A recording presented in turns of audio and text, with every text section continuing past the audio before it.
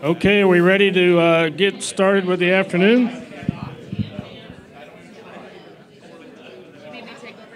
Maybe. I can already tell we carb overloaded. I can tell it already.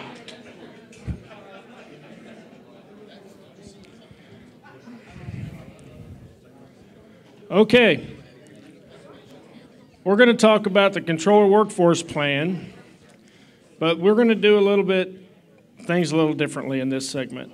We're going to make this more of a discussion and less of a lecture.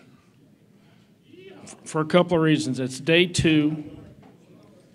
We just had lunch, and the Slinkies can't take much more.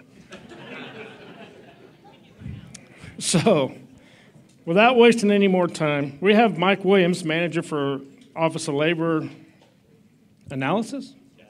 All right. And Finley Mungal from the same office here. They're going to talk to us about the workforce plan. I got a couple of fun facts that I want to share. And I won't even say it. So,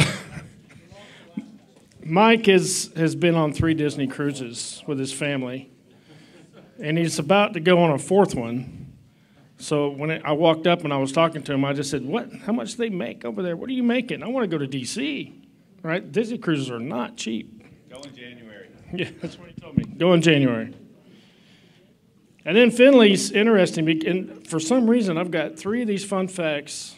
Well, I had 3. Now I've got 2, but that references China.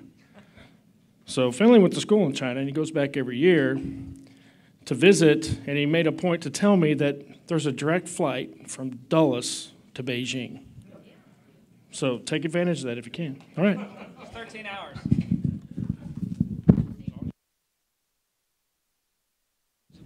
Is it on? Okay.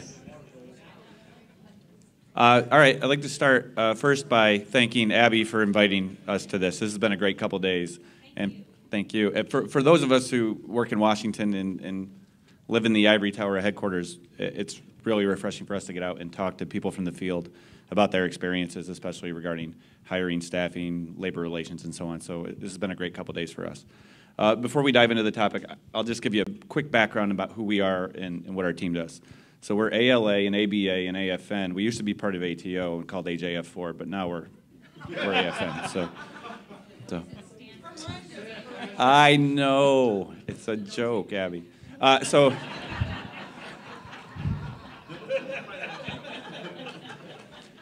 it's Office of Labor Analysis. We are in finance, which is part of finance and management, AFN.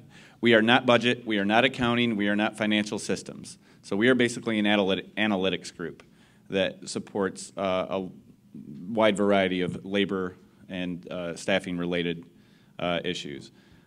Basically, the reason we have a separate labor analysis group is that labor costs make up about 70% plus of our operating budget. We spend $7.4 billion a year on staffing at this agency, so it made sense to have a group that looks into it.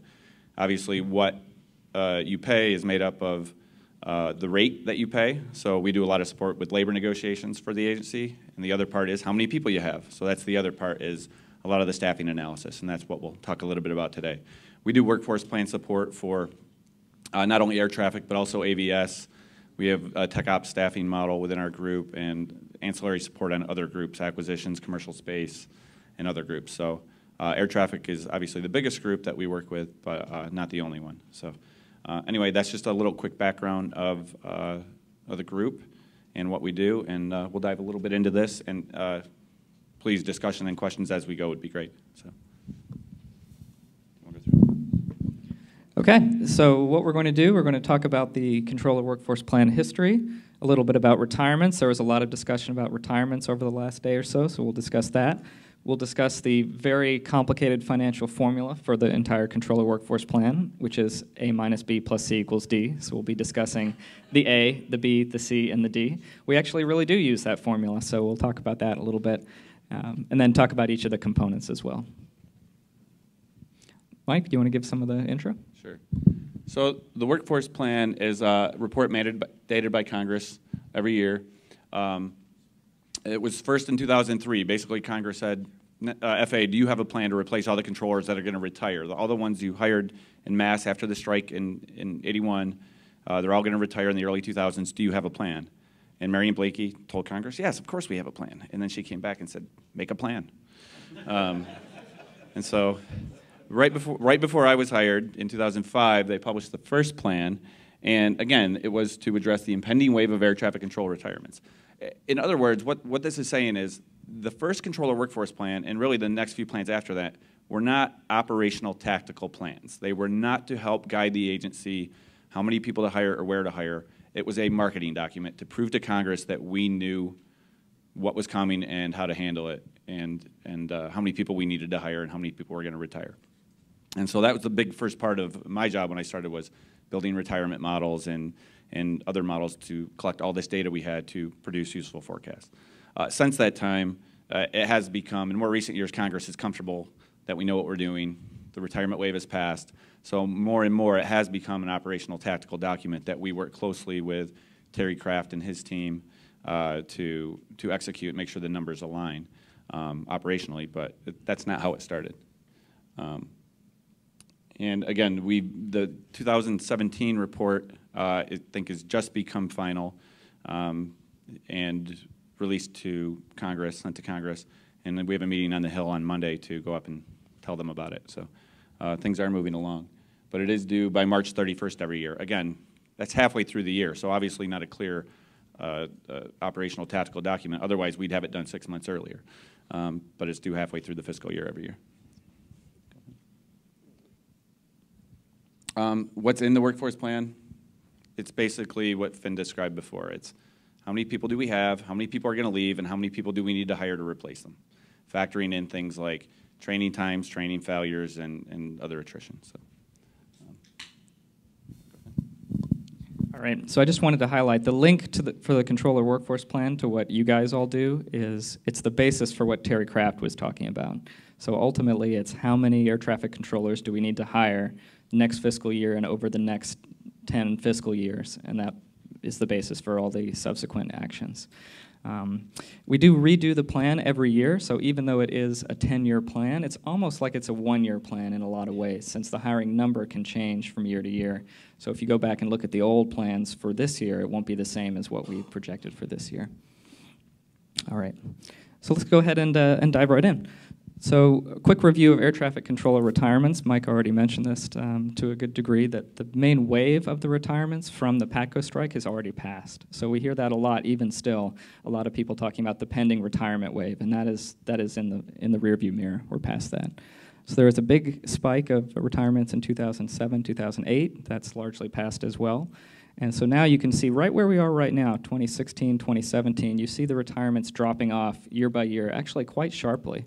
So not too far into the future, retirements will not be the biggest piece of attrition from the controller ranks any longer, which will be a big change for our office. We're so used to focusing on retirements as the biggest piece of attrition, and now it will not be any longer. So that's an important stat to keep in mind. Sure, one comment, Mike? So we want to do a little audience participation, so let me ask a couple questions. So we see retirement spike there in 2007. I don't know if everyone on this side of the room can fully see it. Why? That's one possibility, is the White Book, yeah. I would say it's more rhetoric about the White Book than the White Book itself. But and we know there was a lot. Okay, but then what happened 2 years later? We saw a big drop. What happened in 2009? Yeah, the recession is a big part of it. The other part, the answer I was waiting for, was the Red Book came in and provided back some of the benefits that were lost in the White Book. But again, what we found was the biggest driver of the drop and the change in retirement behavior was the recession. What's the Red Book and the White Book? Sure.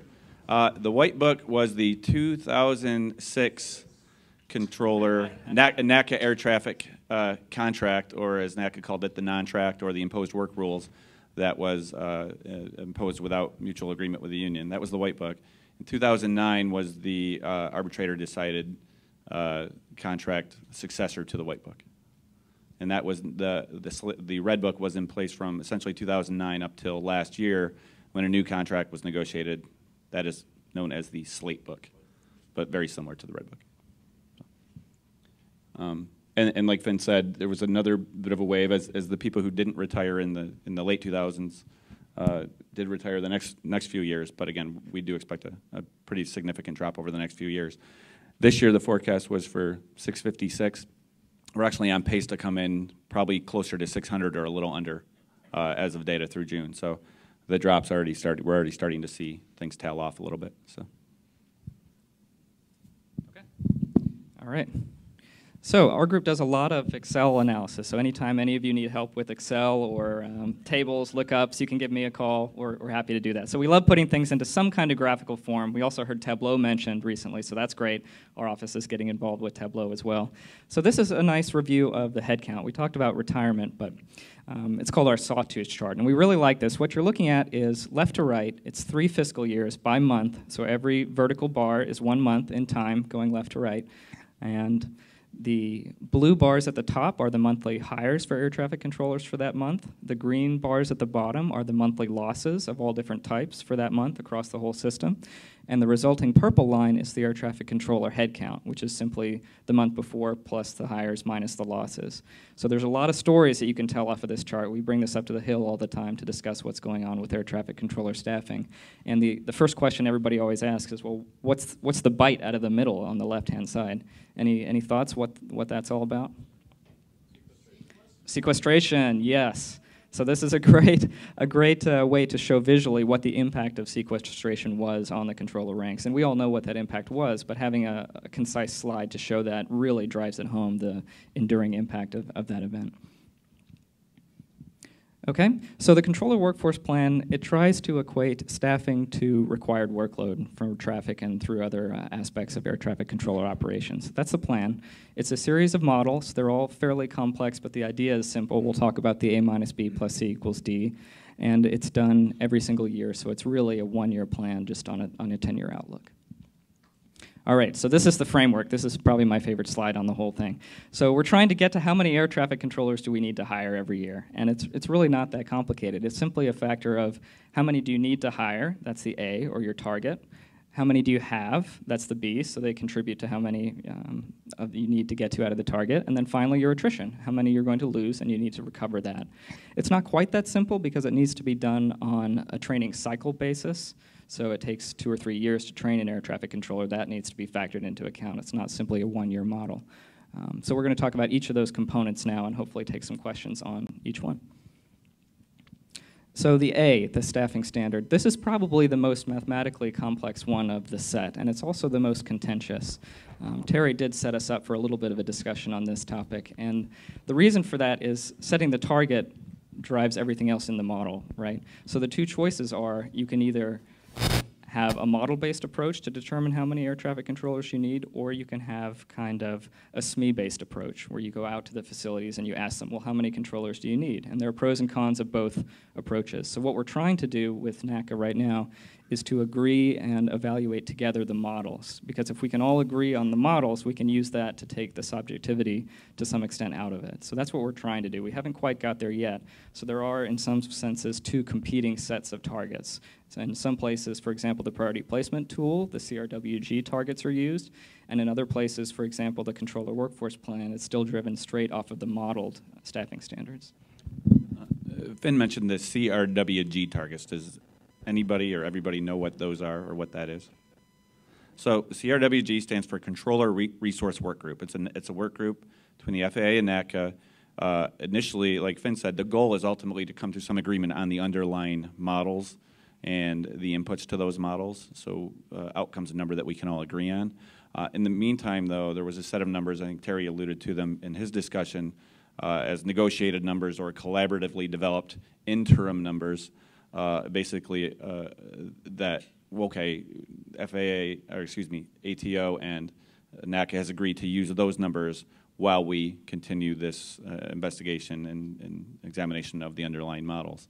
And probably to no one's surprise, those numbers are quite a bit higher than what typically comes out of the models, which I think was the basis for that one question Terry had about some of the targets being high and limiting releases at times. So like Terry said, our goal is to continue to develop the underlying models and get some agreement with NACA on that, but there's still some uncertainty on that path. So. Okay. Question from Christy? Is there any anticipation? Say that word for me. Don't have an Anticipation. Good word. Anticipation of how the privatization talk is going to affect retirement forecasts. That's a good question. Give it a shot. I think the short answer is no. I mean, there's too many uncertainties, and everything that's publicly been put out with NACA's support, we anticipate would protect most of the benefits and the provisions of their current contract. So, in the near term, I think it's just too soon to tell how that might impact retirements or other behavior. My subjective opinion is it wouldn't really affect it too much, assuming that all their benefits were kept intact and there weren't too many changes for them. Once air traffic controller requirements bottom out, what is your next biggest challenge that will take its place? Ooh, after retirements are out? It's actually, in my mind, on the backfill to various different groups. So we'll talk about that in a minute. But in particular, we get ideas from management services or air traffic about the level of FLM staffing. And to the extent that the level that they'd like to get to with FLM staffing and that they tell us they expect to get to is not realized, that creates a big disconnect in our models. So if we're assuming, for example, that air traffic is going to backfill back up to 1,600 FLMs, and they actually don't, it stays at 1,400, we've just projected 200 CPCs to go back to FLMs that we're expecting as attrition in RC that didn't happen. So that's a big challenge. So what we really need is to work with Terry's group on the other than controller workforce to really come to some actual numbers that we're really going to, no fooling numbers, if you will, to come to in these different groups, not only FLM, but also staff support, TMC, and all those populations. Okay, so really briefly on the A, I'll try not to dwell on this too much, but what the idea is that there was a series of industrial engineered staffing equations that were developed over time. MITRE developed the en route models, and Grant Thornton developed models for TRACON and for terminal. And what they do is they take a whole host of different inputs, the traffic, workload, complexity, what type of sector people are working in, communications time for all different types of interactions the controller needs to do, and it determines on a 15-minute basis, according to the model, and this is where we need to agree with NACA on what the model is outputting, how many air traffic controllers are needed every 15 minutes throughout the day, throughout the year, at every particular facility. So it's a lot of data. Once we have that model estimate, it's run through a scheduler. So controllers don't like to work in 15-minute increments. So everybody would like to have an actual shift of 8 or 10 hours. So we run it through a scheduler to put those rules on, as well as rules on breaks, lunches, all that kind of thing. That eventually produces a final number for every day for how many controllers you actually need after accounting for all of those items. So you end up with 365 little dots, if you will, or how many controllers the model thinks you need. And we run a regression line through that, which is just a fancy mathematical way to say a best fit line for the model on any particular day with traffic on the X and staffing on the Y, how many controllers do you need? And then finally, we take the 37th busiest day of the year, the 90th percentile day. So you don't want to use the actual busiest day of the year because you don't want to staff your facility at all times to manage the single busiest day out of an entire year. That wouldn't make much sense. But we try to be conservative to use a very busy day, the 90th busiest day. We plug that amount of traffic into the fancy equation that we just came up with, and that is the staffing value that's used for the staffing standards target. The last thing that we do is we layer on top of that a gross up factor. It's pretty large, 1.76. You might have heard about that, to account for leave and really to account for RDOs, weekends. So that's 1.45 out of the 1.76. Finally, there's a number of adjustments that come on top of that. Watch staffing is the biggest one, so we do watch staffing at a lot of the smaller facilities. And then there's plenty of other little adjustments for facilities that have unique situations like 2 towers or oceanic sectors. HCF has one, E10 has one, and that finally gets you to your target staffing standard number. That's the A. Last concluding A thoughts? Yeah, just one general point. There's sort of a general principle of conservatism in everything we do in the workforce plan. So Finley alluded to the 90th percentile day. Again, we're not going to use the 100th percentile, the busiest day. I think during some of our studies with the National Academy of Sciences on this, we met with other entities, I think some of the military entities and private sector, and They typically use more 50th percentile day, maybe 65th percentile day, but we're much more conservative, 90th percentile day. Finley also mentioned the 1.76, which factors in everything from RDOs, leave, work groups, and other non-operational activities. But we don't net that against things like overtime. We know there'll be an assumed level of overtime, but we'd assume there's none. So again, conservative. And one of the things we'll talk about with our attrition forecast, we're also conservative there too. We usually try and aim a little high. We'd rather aim a little high than a little low. So, Is time on position a topic being discussed regarding the controller staffing model? And if so, how is it being received? I'll start by saying yes, it is something that we discuss when we model, when we, for example, in the CRWG, when we meet with NATCA and talk about the model, or more specifically some of the inputs into the model in terms of things like break times or required break times, we do analysis and run scenarios to estimate what the impact will be on time on position and leave and so on. How's it being received? I guess it depends on who it's being received by, but it's sort of a subjective question, I guess. So. Right now, average time on position in the system is about 4 hours, a little above, higher in some places, lower in others. And that's been pretty standard for years. So I think that's sort of the benchmark everybody measures off right now. So. Okay. The B is relatively straightforward compared to the others. That's just a matter of who you have. Although it's interesting that when you work in FIPS, the Federal Personnel Payroll System, where all of our payroll actions are processed, you find it's pretty messy in there, and you might have experienced this in connection with Staffing Workbook when you're trying to categorize the employees in your facility into different statuses, D1, D2, D3, CBCIT, and so on. So we take a look at everybody that we have. We run a lot of headcount reports of all different kinds, and then we do some demographics based on that, which is more interesting. So we take a look at the profile. In this case, you've got en route is the light green, terminal is the dark green. We bucket controllers by ages to see their age breakout kind of profile. You'll see that everything drops off after 55. There's very few there. That shouldn't be surprising. 56, mandatory. They're all out the door for the most part. And then we take a look. We start to get into the retirement eligibility piece. So in FIPS, the payroll system, there's a retirement eligibility date in there for each employee. But for controllers, that date is meaningless because it doesn't take into account the early controller criteria, which is a little bit crazy that they wouldn't have worked that into the system, but they don't.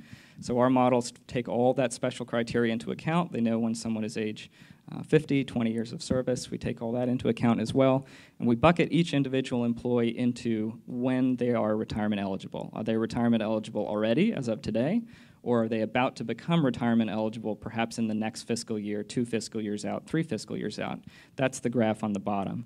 You can see that a very large amount are already currently eligible, but we caution people to think about that just because you're currently eligible does not mean that you're just walking out the door the next day. So a lot of times there's this kind of implicit assumption that, oh my gosh, 30% of our workforce, 40% of our workforce is retirement eligible, what are we going to do? Yes, but back off for just a second. They don't all walk out the next day, even though theoretically they could. Sure. Yeah, I mean, you read articles all the time about, you know, whether it be postal inspectors or employees at the USDA, or how many are going to become eligible to retire over the next X years. 50% are going to become eligible to retire within 5 years. I just roll my eyes and move on because it's pretty meaningless information. Because only about 15 to 20% of retirement eligible controllers actually retire in any given year. So, and that's pretty standard across the agency in terms of that rate. The other point I'll make is on the top chart, you know, you see the wave of folks currently in their late 20s to mid-late 30s. That impact of that strike in 81 is going to play out again in 20 years. It won't be as big a retirement wave, but given the numbers that we've hired sort of en masse over the last 5 to 8 years, we are going to see a bit of another wave, probably hopefully right after I retire in about 20 years. So I'll have to take care of that one. All right, question from Christy. Is CRUART, CRU-ART, data used for staffing data numbers? I believe it is. We may have to check with our colleague about that. But yes, they do use CRUART data for the staffing standards model information. So yes. How do you factor in management retirements into the controller workforce numbers? That's a really good question. We'll get to it in a minute as well, but I'll just say briefly here that to the extent that you have MSS 2s, 3s, and 4s retiring, that ultimately draws, not exclusively, but primarily from the CPC ranks. So essentially you have an FLM retire that almost certainly causes a CPC loss as someone is promoted, which is a good thing. So we want to take all that into account, and we do. We assume that MSS 4s draw primarily from MSS 3s, MSS 3s draw primarily from MSS 2s, and it all eventually comes out of CPCs. Now that's not 100% the case, but that's what we do from a modeling perspective. And we'll talk more about that in just a minute. Okay, the C, that's my favorite part. We have 2 slides on the C because it's my favorite. All right, so for the attrition, at the moment, retirement is the biggest piece of the attrition forecast. Not really. A little under. Yeah, okay, one of the big pieces. All right, fair enough. But yeah, so we talked about that already. Once you have employees bucketed into their retirement buckets of when they're becoming retirement eligible, we apply some historical percentages to that. And so what I mean by that is we have lots of good data, as Mike was just saying, that 10 to 15% of controllers that are eligible tend to retire in any given year. So we know those historical percentages, and we apply that to each of those numbers. So we know, for example, how many out of those people that are becoming eligible will retire on average historically in any given year. And this is where the art comes into it a little bit, because we have a choice of which probability to assign, essentially. So we could use an aggressive probabilities, or we could use a not so aggressive probabilities. And the choice about which one to use generally comes down primarily to what we think is going on in the economy, because that drives such a large amount of kind of personal decisions on when to retire. So we take a look on the outlook of the economy to decide which one to use. So if you haven't figured it out by now, he's the play-by-play, and I'm the color commentary here. So I'm going to stand up. Hopefully I'll stay within the frame here and just make a couple points on this one. We talk about retirement eligibility, and here's the population that's currently eligible, about 2,300. And that number has fallen. It was over 3,000 just a couple years ago. And simple math will tell you it's going to continue to fall. If we lose 600 a year, but we're only adding just over 100 to the eligible ranks for the next several years, that 2,300 by the end of 17, by the end of 18, by the end of 19, that's going to fall down into the thousands and even below 1,000 at some point in the not too distant future. So it's going to fall pretty fast. The other thing that Finley alluded to was the retirement behavior, because the eligibility times the behavior is what drives the forecast. And what this is, I know the numbers don't show up really well. It basically says, what are the odds if you're standing at the door of retirement eligibility, what are the odds that you'll retire in your first year of eligibility, your second year, 3, 4, 5, 6, and 7? When I started back in 2005, the first bar was the highest. There was, I think it was about 25 to 30% went in their first year of eligibility. That's changed over time, be it the economy, be it the demographics of the workforce. Controllers who are in their early 50s now probably still have kids in school, a lot of them. So they're less likely to retire as soon as they become eligible. FERS v. CSRS, I'm sure, also has an impact on that. So what we do see is, no surprise, the 7th year is the biggest.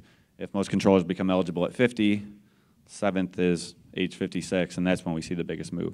Now, there are some numbers after there for 7, 8, and 9, because not all controllers become eligible at age 50. Obviously, 25 years of service, there are a good number who become eligible at 46, 47, 48. So 56 is out here somewhere. So that's why those numbers are like that. Do you account for an increase in expected retirements due to changes in policy? For example, the possible change to retirement benefits in October 2017. We do if we have a pretty certain knowledge of what the impact is going to be. For the most part, and I'm trying to remember, I'm looking at Terry Kraft, there was something last year where we anticipated it having an impact on retirements. Changes in the TSP withdrawal rules. And I think we did factor that into our forecast as maybe encouraging more retirements, and it didn't materialize. So I think we've learned over time to sort of, ignore the things that are uncertain, the impacts that are uncertain, and stick to the things we know. We talked a little bit about how maybe the contract influences retirement behavior, but what we found by and large is it's the larger economy and the demographics of the workforce drive retirement, macro level retirement behavior more than anything else. Christy? How accurate have your forecasts been in projecting retirement? Do we have that slide in here? No, we don't. So, I told Mr. to put it. Over 10 years, so I think I have it over there at the table somewhere. I can show it to anyone who wants to see it after. I think over the last 10 years, in aggregate, we've been about 99% accurate in our attrition forecast.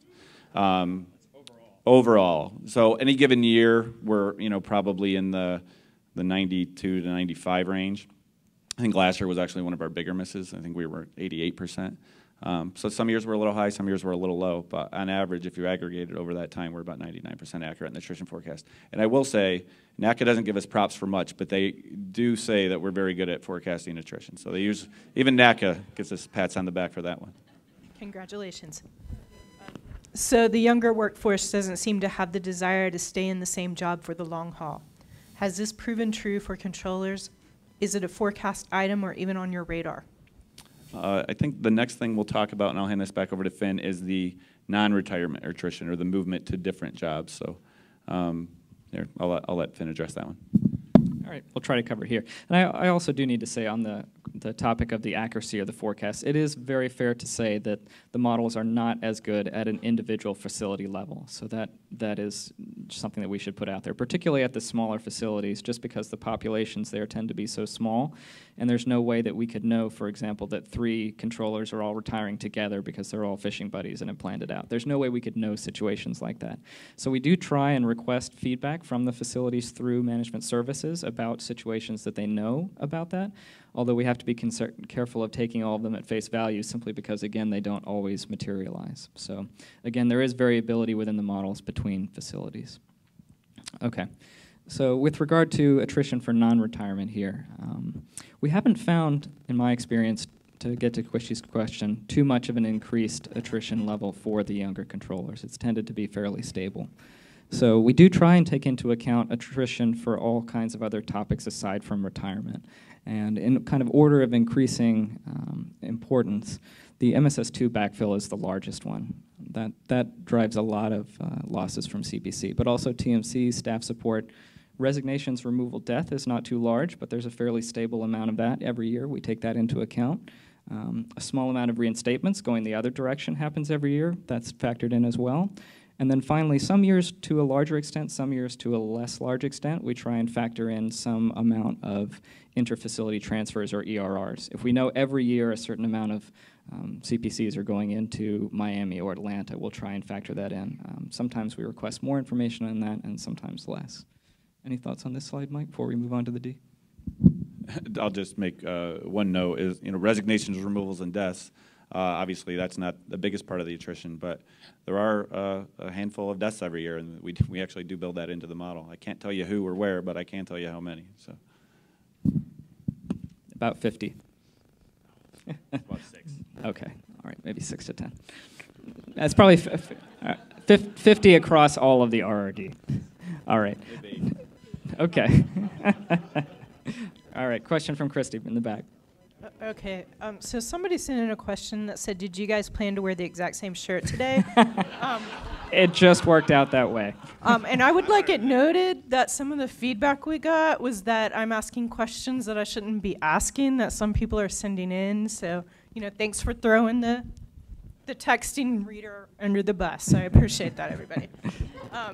Okay, so going back a second, you mentioned that the local forecasts aren't as accurate, or local facility. What can the training coordinators do to help you improve the accuracy of those numbers? Absolutely. So as I was mentioning a little bit before, if you could feed either directly to us or perhaps through management services, we need to talk with Terry or Gene Burdick about that a little bit. If you know about some of those situations at a facility that you feel are likely that we wouldn't have picked up, especially if it's something of a larger degree. One person here, one person there is probably not enough to raise up to us, but a group of 10 or some special situation, we would love to know about that. That's what you could do most to help us. Okay, and then finally the last slide here, the D. This was, I think Sean Lowry was talking about the academy failure success rate on the first day. So this is where that is factored into the model, and it has a big impact. So once you've done the A minus C plus D equals D plus C equals D, you have to take into account the failure rate or the success rate if you'd like to talk about it like that. So essentially we gross up the number. So if you've got a 35% failure rate in terminal and a 50% failure rate in en route overall, perhaps that's the amount of the gross up factor here. So that is one item that we have missed on fairly large so far in fiscal 17 year to date, is our failure rate projection was too low.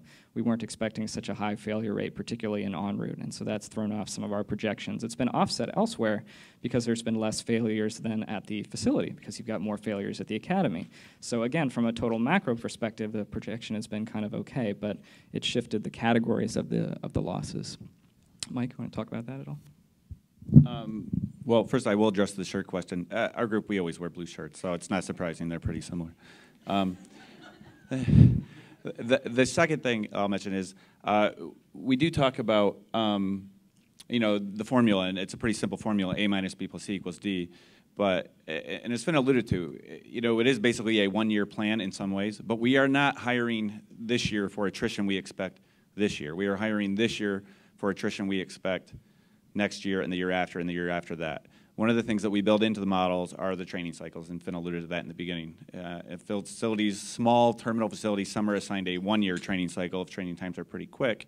But for the most part, it's 2 and then 3 for larger TRACONs and the centers. So we are looking into the future, and we're estimating what's going to happen. If we wait until attrition happens to hire, we'll be too late, and we've already seen that from what happened during sequestration. So.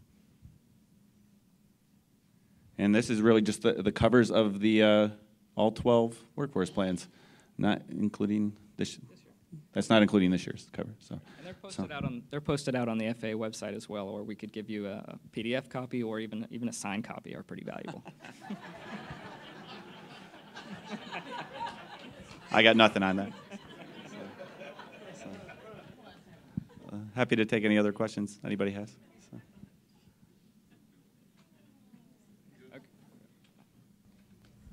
I know you've already sort of had this question about the newer workforce leaving, but are you all anticipating or trying to do a data collection point of the newer workforce leaving to do other jobs? We're seeing a lot going out into AOV, AJI, any opportunity they can find, it seems to be, other than air traffic.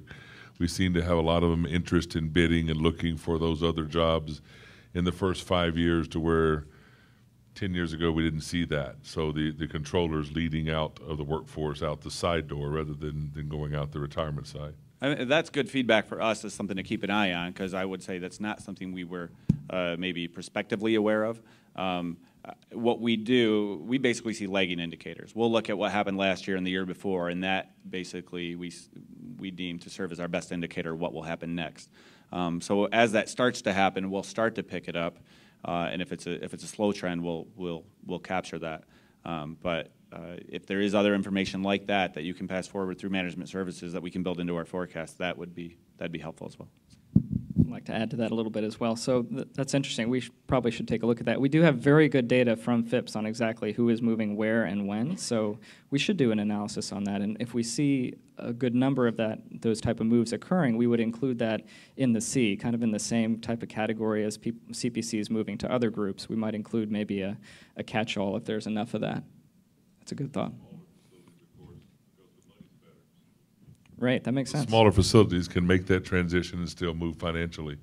So we're seeing a lot of them bidding on those type of jobs when they could. Now, of course, the ATO, the internal freezes of the recent hiring restructures, but before that, there was a lot of level 6 and 7s trying to find their way into places that had the money, but not in air traffic. That's interesting you mentioned that. So maybe that would help out our model accuracy at some of the smaller facilities where we struggle sometimes. That might be good for us. So just to piggyback on that just a little bit, at the academy, we have a certain percentage of resignations. Mm-hmm. So we don't ask them why. We have a standard form that says it's for personal reasons, but they feel compelled to tell us. And recently we've had some that told us, I just don't see myself doing this for 25 years. So, 2 years ago that was unheard of. But currently, we've been hearing that. Interesting. We do track developmental resignations as a distinct category. Terry Kraft. First of all, I want to say this is ALA's dress-up day. I have to stand up. And they've been throwing around AJG a lot. So AJG in this particular case is me. So please send me that information if you see those kind of trends, and because we meet with them still to work out, you know, what our targets are, what our plans are, and how we're going to put places. So AJG is a big place. I didn't want it to just wind up somewhere because it could get lost. But I will be the go-to if you want that, and we'll make sure it gets to whoever needs to get it. Thanks, Terry. We meet with Terry and Jean almost every day, and especially discussing the priority placement tool and the formulas that go into that. What does AJG stand for? That's the Management Services Group within air traffic. Excellent. Okay. So you guys are not only getting compliments on your shirts and wardrobe, but also for your presentation. People have been really impressed with how you've delivered it and that it's been so interactive and funny. So congratulations on that. Great. Thank you very much. So, delivering a mathy presentation is always a challenge, so I appreciate that. I hope we've spiced it up a little bit. And we'll definitely share the slides from the presentation, and I would love to talk mathy formulas with any of you that would like to. No, hey, even an English major understood it, so you guys are doing great. So what is the average age of new hires? Not sure. I mean, we have the data. I just don't happen to know it off the top of my head. My guess is early to mid-20s. So under 31. That's all I can say. I think we looked at it as part of the Workforce of the Future, one of the many headquarters activities. I think it was 23 the last time I took a look. Dana Broach and Cami, we're seeing 23, 25 is the ballpark range. It's a little bit younger than the post-strike generation, which is more 26-ish. So early 20s. How much attention does Congress actually give the plan? Oh, that's actually a really good question. That's timely, too, because we're headed up to the Hill Monday to brief this out to various of the committees, some of the committees in the House, some of the committees in the Senate. You know, it's variable. Sometimes they are really interested in it, particularly in a reauthorization year, and other times they just kind of let it go and let us do our thing. Recently, there's been a lot of interest in it because of the potential privatization aspect, but there are other times where we go a long time without anybody really asking us much of anything about the plan. And to that point, like Finn said, we're going up on Monday, and we go up to the Hill brief often. So that's probably one of the reasons we use the simple formula A minus B plus C equals D. So need to make it know your audience, right? No, you laugh, but that's actually really important. Being able to drive home a message on the Hill quickly and succinctly, and something simple that they can latch on to and have some kind of buy-in or comfort level with is really important. We find, it makes sense anywhere, but if you go up there with a fancy statistical model and you have regressions and envelopment analysis and other fancy random forests, this and that, jargon left, jargon right, they do not buy into it, and they will not buy your story or approve what you need. And you know, we talk about A, B, C, and D, and we actually, that's how we refer to the things within our office. So we're having a meeting on the C this afternoon. Well, when are we going to talk about A? We're meeting at A tomorrow. Today is C. So it is really caught on, and it is pretty much our model. Okay. So looking forward, what's the biggest challenge you face in creating this plan? Creating the initial plan was just getting our hands on the right data and being able to manipulate data to build models that were accurate and could be used, especially as we transition from marketing to tactical and operational. The first year I was involved in the workforce plan in 2006, the model was done at a macro level, and it showed, you know, how many people we needed to hire. And then the next year we said we'd drive it down to the facility level, and all of a sudden we weren't as accurate when we got to the facility level. So we make tweaks constantly every year and refine it, and it helps that my team is, I think, I have 5 analysts that work for me, and the shortest tenured is probably 6 years at this point. So we're a pretty well-oiled machine. October every year, as soon as the end of fiscal year data comes in, we start cranking, and basically by Thanksgiving we have the data and the models. Then we spend 3 months going through the approval process in the building, or sometimes 6 months. So, but yeah, it was initially just getting their hands on the right data and being able to use that for accurate forecasting. like to add on a little bit of that as well. At the risk of throwing a wrench into things, I think my biggest challenge that I have with the workforce plan going forward is, I'm actually amazed nobody's mentioned it so far, is the staffing ranges that are in the back of the book. So there's a lot of scrutiny on that with NACA and with the Hill. Sometimes the ranges are used for a lot of things around headquarters, and other times they're not used for very much at all. It's a lot of confusion about what the ranges are and are not. That's related to the document, the CWP's origin as a marketing document. So we're trying to decide how we can make that better.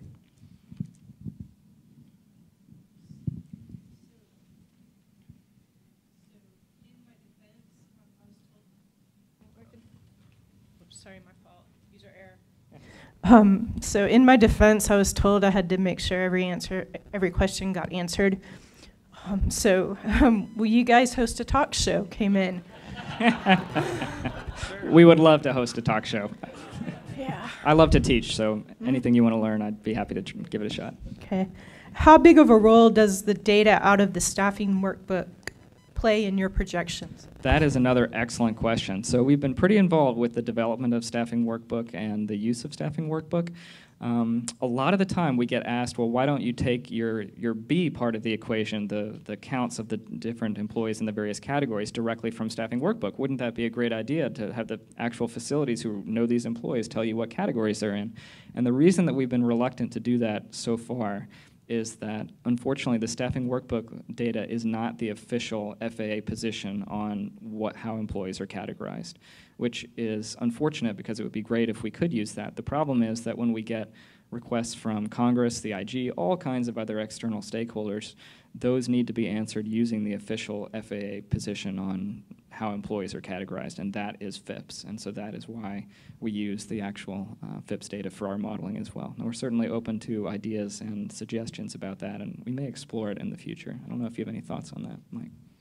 Yeah, the only thing I'll add is, we'll get the question all the time, how many controllers do you have? And you can ask 10 people at headquarters that question, and you'll get 15 answers, because they'll go into whatever system they have available at whatever most recent date, and they'll either count all the 2152s, or they'll count all the people in the controller, in the NACA bargaining unit, which includes people who aren't 2152s, or they'll count soups. So like Finn said, having a consistent data point and a consistent reference, it took us a long time to get there to make sure everyone was singing off the same hymnal on even the B, which should be the simple part, the static data. So. One thing I would add to that as well, one thing that would really help us, that I love Staffing Workbook for, that I use it for all the time, is the categorization of ITs into IT 1, 2, and 3. Certain facilities do a better job than others at categorizing their ITs in Staffing Workbook into the different training levels for ITs, because we don't really have that in FIPS. It's theoretically there, but because it doesn't drive any kind of pay action, almost nobody submits the information to FIPS about what type of IT somebody is. But they do in Staffing Workbook, and to the extent that they do that, that's very helpful for our analysis. So I got a question. With the stand-up of BURST and the business intelligence teams, what's your interaction with those groups and organizations as for that type of data and supplying that information? That's great. Really good question. I love the BURST team. I work with Scarlett Lundquist and Robert Touchstone and all the BURST team almost every day. And there's a number of initiatives that we kind of cross-work on. The primary one is the FWP, the Facility Work Plan. So that is an initiative that's owned by the BURST team, but I'm the technical advisor on it, kind of writing the code behind it or the requirements for exactly how the formulas need to work on that. We do data requests back and forth to each other all the time. If they need some help getting staffing numbers in particular for something, I'll help with that. So we work very closely with Tracy Edwards and her team all the time. And, air traffic is one of our customers, but we have other partners as well, be it the AVS, commercial space. We partner closely with HR and LR all the time. So, like Finn said, our relationship with air traffic is evolving and somewhat impacted by the development of the BURST team, but it's been positive so far. And we have a lot of other customers as well that we work with. The BURST team tends to be better at business objects than we are. So whenever we need something from business objects, we tend to go to them, and they're really good about that. It would be interesting to see the staffing workbook model versus the official FAA position, to see how close they are. Have you done that? No, we haven't. That's something we've been considering, would be to use the official staffing workbook categorization positions and then drive that through the entire model. It wouldn't be too difficult to do. We would just need an extract at the end of pay period 20 to see what the categories were, and we'd put that in place of our normal figures. So that's a great piece of feedback. Maybe we'll do that this year when we do the model refresh. I think the staffing workbook data is stable enough now to be able to do that. Sorry. So some people have forgotten our little deal on acronyms. So remember, if you could send your question in with the acronym spelled out, I'd really appreciate it. Okay, so many facilities have frontline managers and TMC. Traffic. Good job, people. Staffing in the 50 to 60% range. Correcting that will impact CPC. Thanks for listening.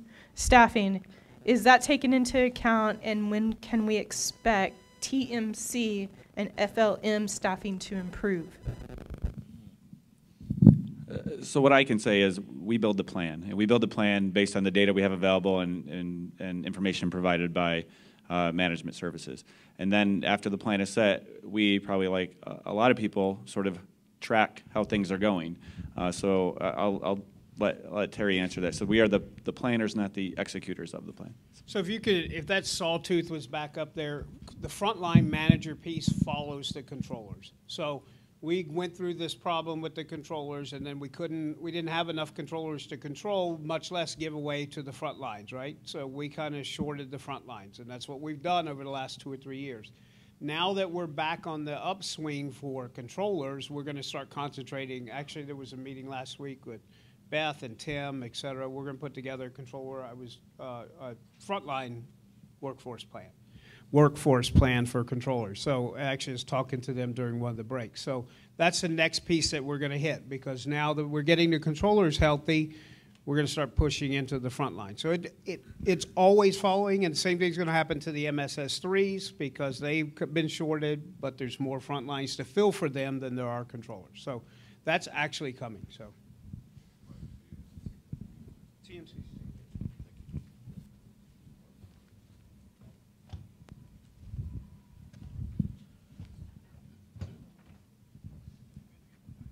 Hi, Rebecca Malden, an AGI. How do you validate your A part of the model to make sure that you're getting the right staffing? Right, that is a tough one. So periodically we have outside parties. For example, most recently the National Academy of Sciences did a review on the staffing standard process as a whole, including the validation part. At times we do human-in-the-loop studies, so we'll get controllers down to a testing facility to especially the times for each of the tasks. So every task that a controller performs has a time within the model that they're allowed and credited, and so those times need to be validated periodically, and that's what's been done. Generally, they've been validated fairly well. There's always improvements in different aspects that happen, but overall, it's been pretty positively reviewed by National Academy.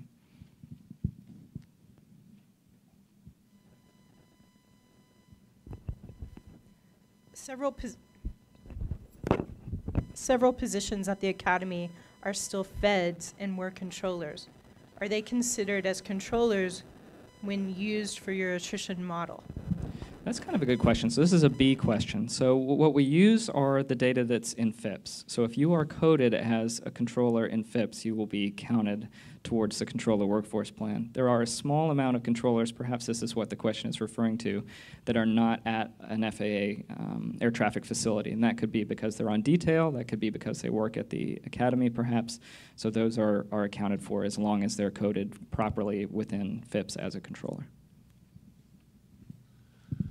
Did y'all get any access to the BATS data that was from last year, the BATS 32 or the others, for your 15-minute window blocks or anything that this new calculations on the numbers? I guess not the computer-generated version of staffing needs. Sure, great question. So there's two kind of parts to that. There's the BATS tool, which we help also design the formulas in the BATS tool certain times to refresh it. So we're quite familiar with that. We don't use the BATS information for the controller workforce plan modeling, but we use it for all kinds of other analysis that we run. What we have done on the scheduling side for the staffing standards is switch to using the OPAS scheduler as opposed to the old, very ancient DOS-based scheduler. OPAS is the operational planning and scheduling tool. It's been in the works for probably, 10 years or more at the FAA. It's an off-the-shelf piece of scheduling and optimization software that the FAA purchased and then has been heavily customizing to help take better into account all the many rules for breaks and shift changes and so on that were only very simply touched on in our old process. You want to mention anything on that, Mike? No? Okay. I'm not touching OPAS. Is Article 48 staffing considered in your calculations?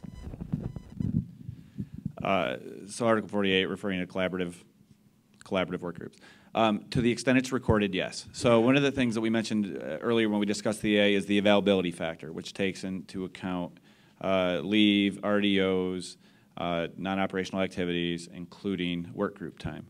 NEC has argued at times that the 1.76 is too low because it doesn't accurately reflect all the work group time. And again, we're a data-driven group, and we factor in everything that's recorded in the system as Article 48 time. So to that extent, it is factored in. And then when we've reviewed the 1.76 in years past, it's actually could be even lower, but for historical reasons and political reasons, we've left it where it is.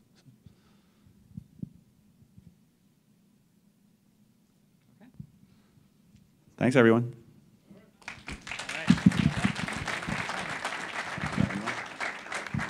One more. Encore.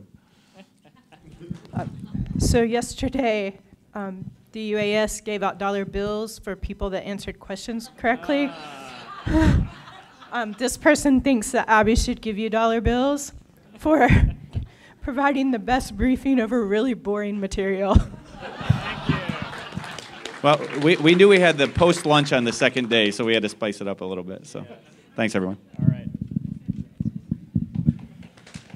Very good. I just want you two to know, I was given a 4-day cube pass to be the comedian. I'm just saying. I'm a little grumpy now. We're a little early. Let's take a 5-minute bio break, and we'll start with our next segment. What do you say?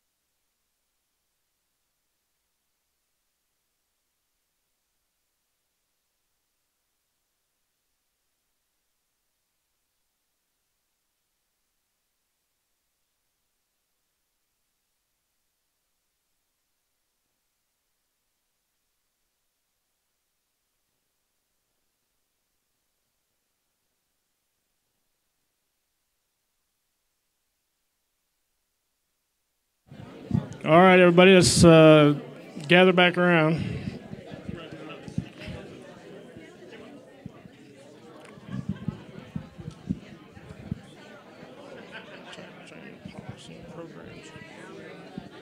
Come on in, everybody. Don't be shy.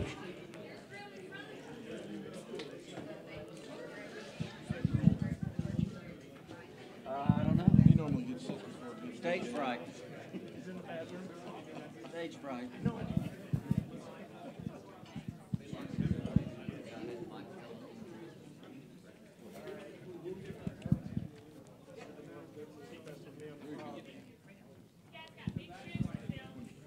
Yeah, no doubt.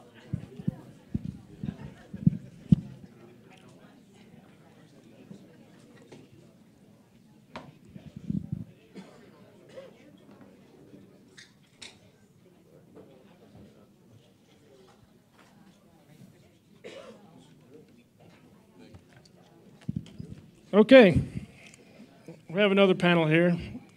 It's on air traffic basics, specialized, and terminal radar from the Academy. So we have three heavy hitters up here. We got Carl Adams. He's the manager for technical training and the policies group, which we've all been introduced to numerous times throughout the summit. But his fun fact is interesting.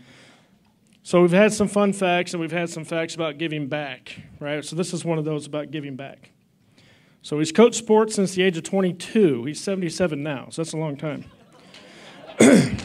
In 2008, he was named the director of football operations at Eastern View High School in Culpeper, Virginia, where the program has since compiled a record of 99-42 while sending 45 students to play college sports, with 6 of them in Division I universities.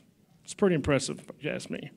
In 2016, the team got their first undefeated regular season, 10-0, and finished 12-1 with a loss in the state quarterfinals. That's impressive.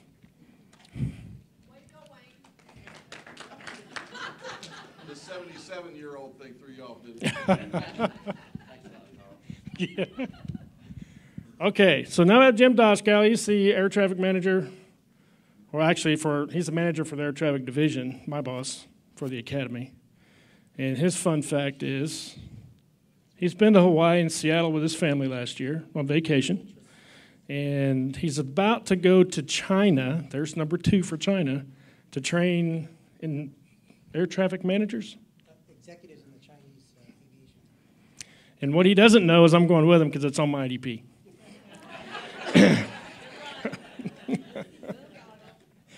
And then we have Wayne, he's staff manager for the air traffic division at the FAA Academy. And he just got back from China. But I think he found out that Jim's fun fact was going to China. So he asked me to change it. So here it is.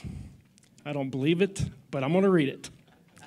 He held the school record for 31 years. Now that could be possible because he is 77. For the mile at the Fern University, 4 minutes and 5 seconds. Here you go. That was a lot of chicken wings ago. It was. Yeah. I'm not one to sit down and talk like someone said earlier, so we're not going to start the slideshow until a little bit later. But I wanted to, first of all, I want to thank everybody for being here. I think it's a great opportunity for us all to get together. I was at the last 2, I think, training summits, which were 2008 was in Denver and 2009 was in Kansas City, were the last 2 that I remember, and I don't remember any since then. So I think those are the last couple of summits, and they were great environments to share knowledge and build the social networks and all. And I'm really glad that Abby asked us to put this thing on for AJI and working with AJI to make this happen. I think it's a great environment for all of us to get a chance to meet many of you and for you to meet all of us and meet each other. So hopefully this social networking will continue on in the years upcoming, and we can build our relationships together and really create lots of successes for the agency. As the air traffic division manager, I get an opportunity to say hi to all the classes that come in, and I really take that opportunity with specialized training. I've met many of you in some of those specialized training classes, FTA and QA, QC, and OE, AAA, and airspace, and I like to go in and say hi, and I like to tell people a little bit about the air traffic division, because things have changed probably a little bit since when we all went through the air traffic division and came through as new hire air traffic controllers. So this past year, this year we're in now, 17, we're going to train 1,550 new hires. We're going to put all those folks through air traffic basics course, and then they're all going to divide up and go to either initial en route or initial tower cap. That's 3,000 seats, and that's a lot of people coming through the academy, and you guys get to see a lot of them. You don't get to see as many as we'd love for you to see. We take no honor in having to say goodbye to some of those folks, but we do it because we have to.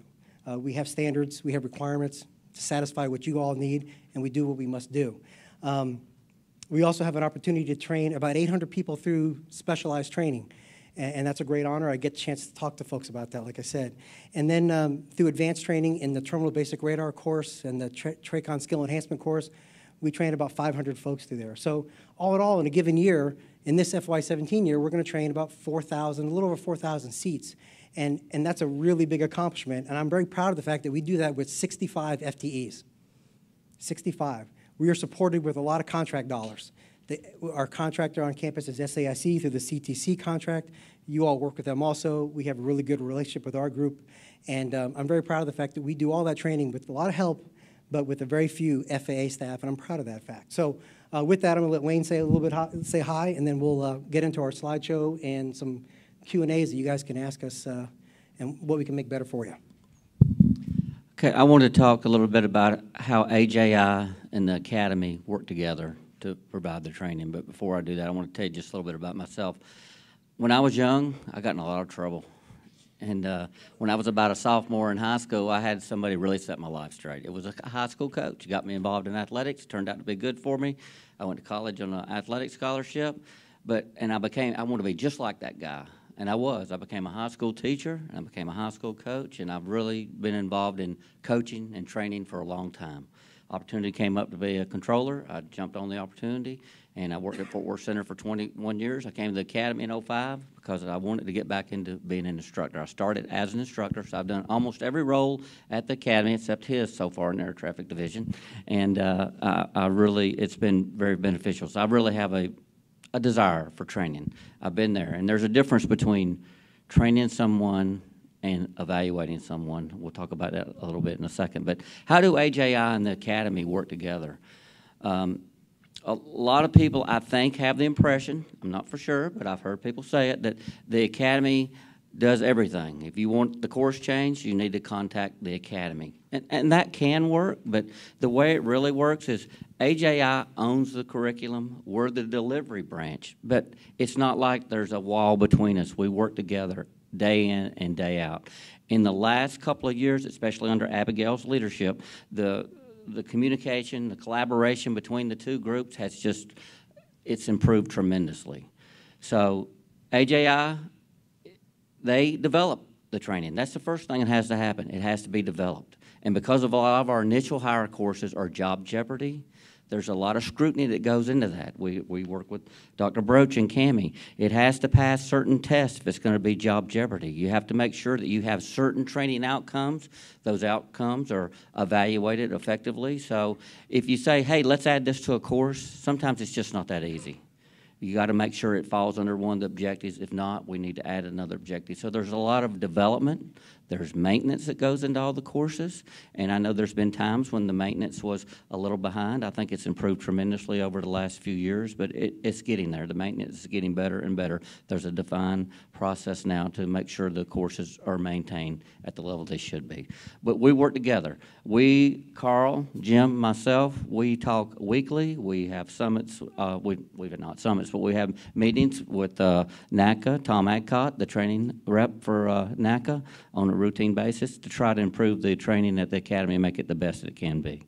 But I just want to let you know that it's a team effort, and we all have a part in it, as you do. And our goal is to make sure that we give you the product that you need and you want, and that's what we really try to do. So I'm going to turn it over to Carl, and you can add to that.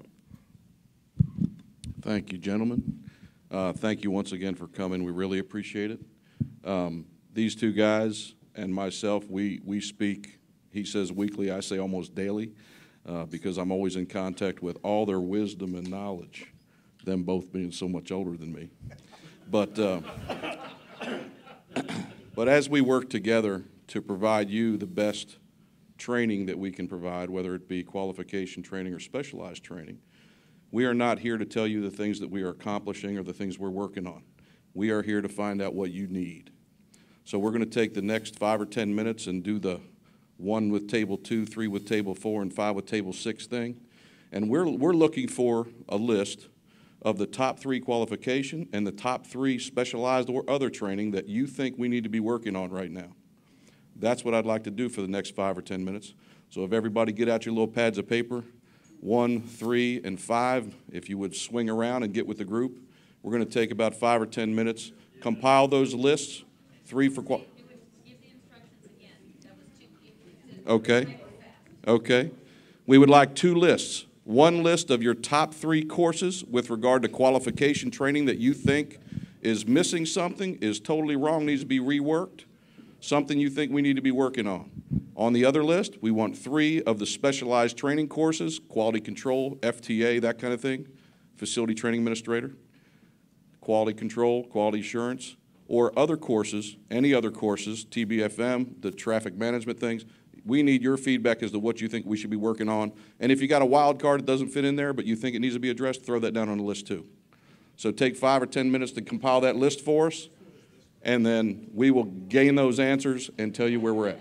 Maybe a little bit about why. And don't forget the why. If you have something on there, give us a good reason why we need to address those courses.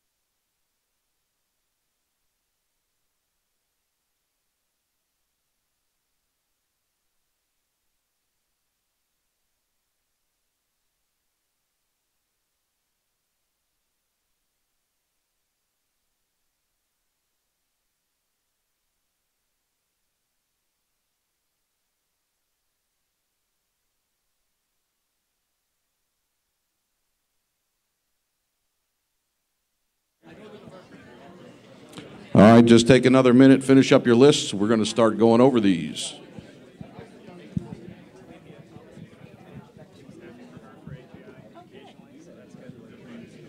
Yeah, anytime you have.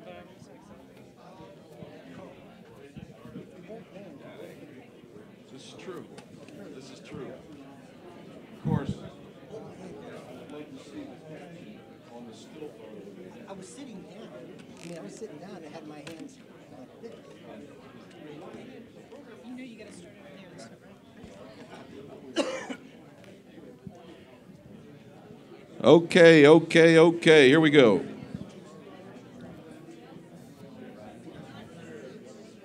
Yeah. You want to ride?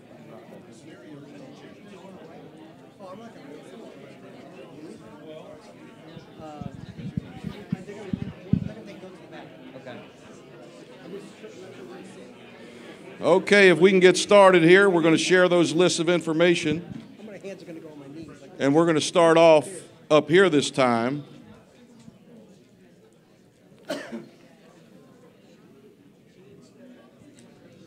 Give everybody a second to sit back down.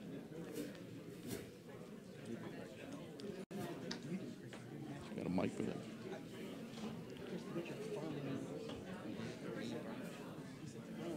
Thank you so very much for providing this feedback. I'm going to thank you in advance because it may hurt a little bit here in a minute.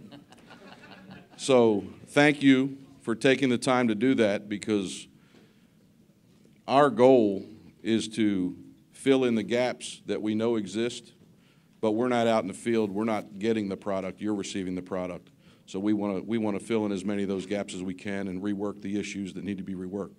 So we'll start up here. If you guys could share your list of 3 and go with either side if you'd like. I'm Dan Kassem from Miami Center.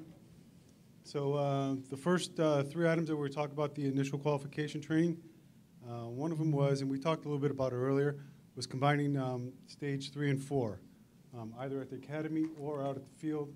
Instead of bringing folks upstairs, if we're out at the field twice for stage 3 and 4, just to do it all at once. And then once you get the training done, send them on the floor for the entire OJT process from there.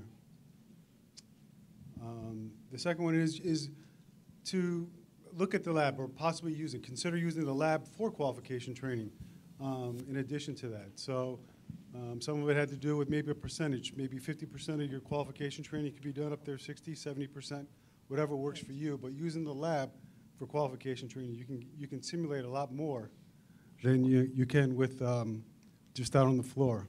So that was just one of the items to consider, the lab for qualification training. The other thing was a wild card, recurrent training. Consider using it once a year. I mean, obviously, we've kind of beat this one down. I think 3 or 4 times we mentioned it, but yeah, look at recurrent training. Look at the value that it has. We don't want to, basically water it down. It's gotten to the point now where it's a little excessive.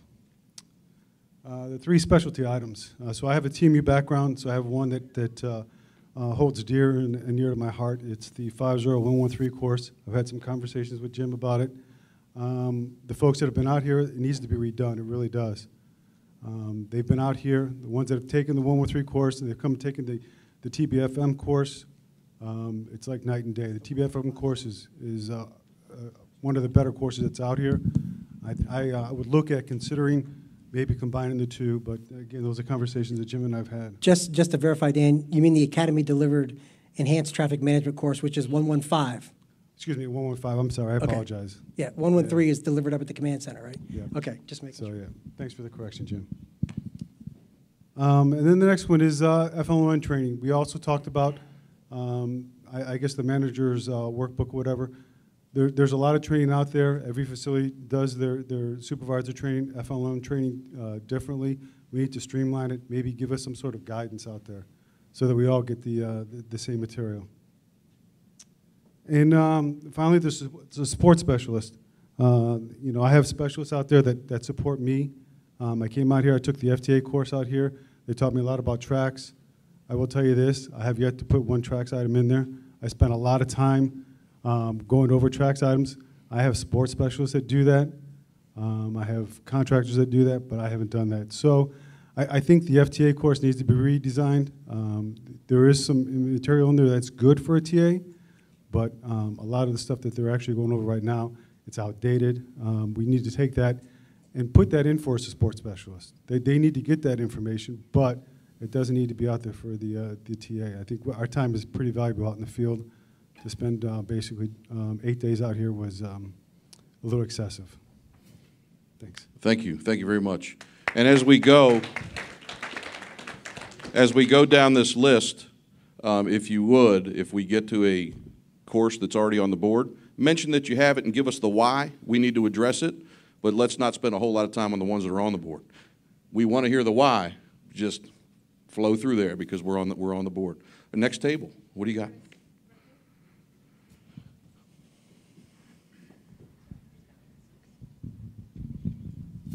Patrick Lemire from Northern Plains District. Patrick Lemire, Northern Plains District. So first one we had was RTF, and we wanted it to become a pass-fail in training down here. And if you're going to send us a report saying that the person needs skill enhancement training, we'd prefer if you completed it at the academy and send them prepared to the facility. Let us address that one right now. Yeah, Patrick, we'll address that because it's one of the slides we have up here. But that was a concern brought to us from you, from the field. And the three of us sat down with Tom Adcock back in February. We addressed this issue, and we'll talk a little bit more in detail about what we did on a slide coming up. So it's a good point, and just so you know, we are going to talk more about that. All right, great. Another one was CPCI tree transfers in the en route environment. They would like to develop a qualification ERAM class that could be provided for consistency here. Not an en route guy in ERAM anymore, for equipment though. Flipping over to the specialized training, we echo the FIT, the fact that most of us don't do tracks entries. FTA. FTA. Right. FIT as well. I got both acronyms down here. Flip-flopped them. Bring the mic up a little bit there, please. All right. If you guys could develop some type of a course on training review boards. We hear NATCA trains. In the works. All right, great. When is it going to be complete? December. Thank you, Abby. You laugh. We've got 31 development projects right now that we're working on in air traffic. So some of these that you're mentioning, we are addressing, and I don't want to take away from what these gentlemen have prepared, but we're going to touch on that. So thank you. Keep going. All right. Another one would be the TSU class. So at Minneapolis TRACON, we started utilizing TSU. It's in our qual program. We send most of the people that come to the facility if they're level 10 and below. We asked a year ago for a preparatory class. Some of the people didn't go through RTF for a decade, and we're sending them back to the academy to go through TSU. The answer we heard was, no, we're not going to teach those people. They're just going to enter into TSU the day after RTF completed. So we went back to our contractors and we had them develop a TSU prep class. We really think it would be better if we could send people coming to Minneapolis TRACON to the academy. You give them a prep class. You know what RTF is. You know what a TSU is. We're guessing. And it's a product that we enjoy. We think that the controllers that come back, we ask every one of them, give us feedback of what the academy did for you. Was it good, bad? And help us prep our preparatory class for it. We just feel like it's something that could be done down here better than we do up north. Very good. Thank you. Rebecca, you have something? I was speaking for this group. There you go. Next group? Next group. Let's keep it moving. All right, Rebecca Malden in AJI. And so for the first question, we had the basic radar qualification. There was no study material for it, and there was also feeling that it should be taken at the academy versus out in the field. We also had the STARS CBI course. They said it doesn't teach what people need to know. And the ASDX, it was mentioned that the equipment is antiquated. Very good. And for the specialized courses, QA, QC, there were some concerns on how the quota is allocated. One area had sent everyone. The other area didn't have enough, needed more quota to send people. TMC, they felt that there was too many slots. Concur. And for FTA, they thought it should include more QMART, ELMS, business objects. Thank you so much. Thank you. Very valuable information there. Appreciate all the identifying those equipment-based trainings that are needed. We will address those. Thank you. Go ahead, sir. Jonathan Gillis, Atlanta Tracon. Y'all stole all of our stuff, so this will be really quick. But, thank you. Make RTF pass-fail. Combine stage 3 and 4 en route. You guys covered all that.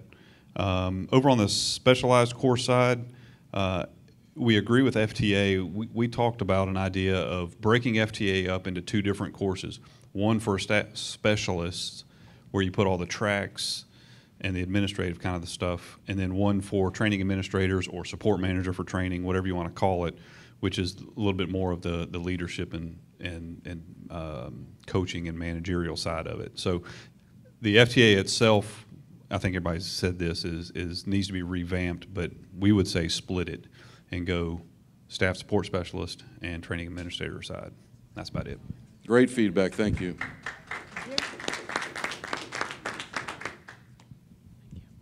You're going to be busy, Jim.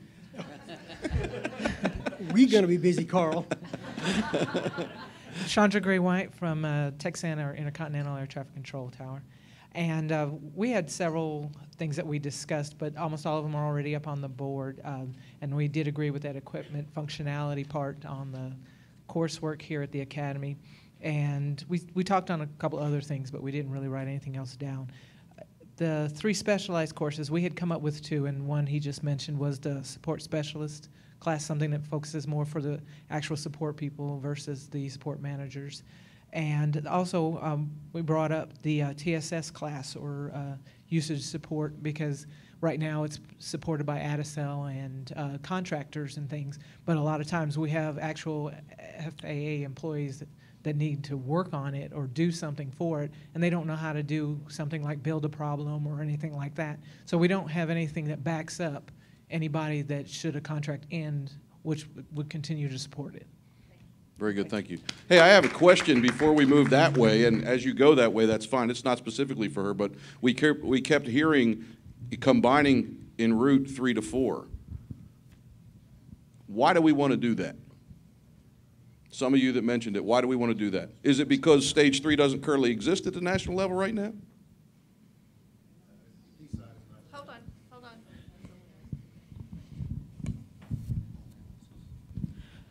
Just basically to expedite the coursework, because what happens is you do a stage 3, they go down for OJT on the floor, and then it could be months before there's a stage 4 class for them to participate in. So if you get the stage 3 and 4 put together, then they can train jointly. They can do their D sides, they can do their R sides. We don't have to worry about scheduling them to come back to the floor. And also give the floor a little bit levity on how they use those people. You know, they won't just be D side trainees, they'll be D and Rs. So. Was that the same we had over here? Actually, Sean might want to answer this because he had mentioned it. You know, with ERAM, everything's been automated. I mean, a lot of things that we used to do 20, 25, 28 years ago when we all came in here, it's all automated now. So when you go to a lot of centers, you're one-arming positions. So that's the way they're training. We have training now with some of our stage 4 folks they're basically one-armed. They're doing both. So they're multitasking. So I think the bottom line is that, you know, we need to keep up with the times. Everything is being automated. The job is, it's gotten somewhat easier, for lack of a better word. Stand by. Carl? I left one of them off of our list, and I didn't want to short the en route guys here. They want more SGET courses offered. I don't even know what SGET is, but I'm sure you guys know. Scenario generated.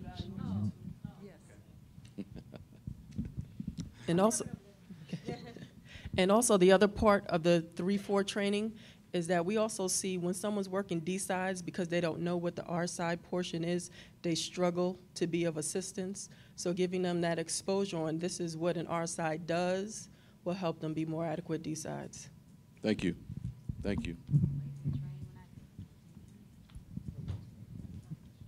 Be gentle, Scott. Hey, we were very gentle here. Most of the same thing, everything else. FTA and FIT, more robust. The splitting was a really good idea. We didn't actually mention the splitting. The one thing I was going to say is we are, the they got the new name. I don't remember the new name. The GM concept. Positions will be redefined before long. So the classes will need to be redefined when the positions are redefined, definitely.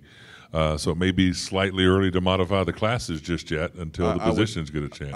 I would phrase it as if the classes need to be built so they can be utilized and delivered where they're going to be useful at the right time in the right place. Correct. So I'm with you to the right people, right? Correct. So why am I going to build a course that has all that STMC stuff in it when I can build 5 modules that captures all of that, and then we can deliver those to the people that are supposed to be delivered to? Yes, and in a couple days rather than 8 days of stuff they don't need. Also, it was brought up about an FLM or CIC course that may have like ACER training, the automated information system where you put PIREP stuff in, that type training. Those things are not addressed on most anything right now. RTF pass-fail. I know I've read a little bit of what y'all have done with RTF. It's definitely better than it was. I'm not sure the pass-fail, I'm all for it, but I like your new system's not bad. I think it has potential. So we'll let y'all talk about that in a minute before the actual pass-fail. The initial qual, stage 3 and 4, was definitely a popular one in our group for the en route. RTF talked about for towers, a chance of a version of RTF for tower, limited radar training for facilities that provide radar services in the tower. I mentioned the idea, we talked about the fact that it could be possibly done through the TSS training, but of course the TSS upgrade is coming to the academy first, so maybe that could be a way to fit it out here to be a class that's taught here in a TSS environment if you can get the upgrades to where STARS is in the TSS. I know that may be outside the scope of the plan at this time, but to get the equipment available, TSS lacks in its equipment of how it interacts with STARS right now, but with the upgrade of it coming, that might be something that would allow it to be the worst part of TSS right now is the fact it does not allow STARS interaction with it. If it could have that, that would gain you to get the radar training for them as well in there, and then hopefully future allow that to be a rollout to the field to be able to do that locally instead of having to send everyone out here. And I think that was the main one. And my own personal one, I would have to add, I don't see why everybody has to go to RTF out here personally. If you can do it in your own facility with certain individuals, there should be that discretion. I know it'll never happen, but that's just my nickel's worth. Don't be Dougie Downer over there. Thanks for your input, Scott.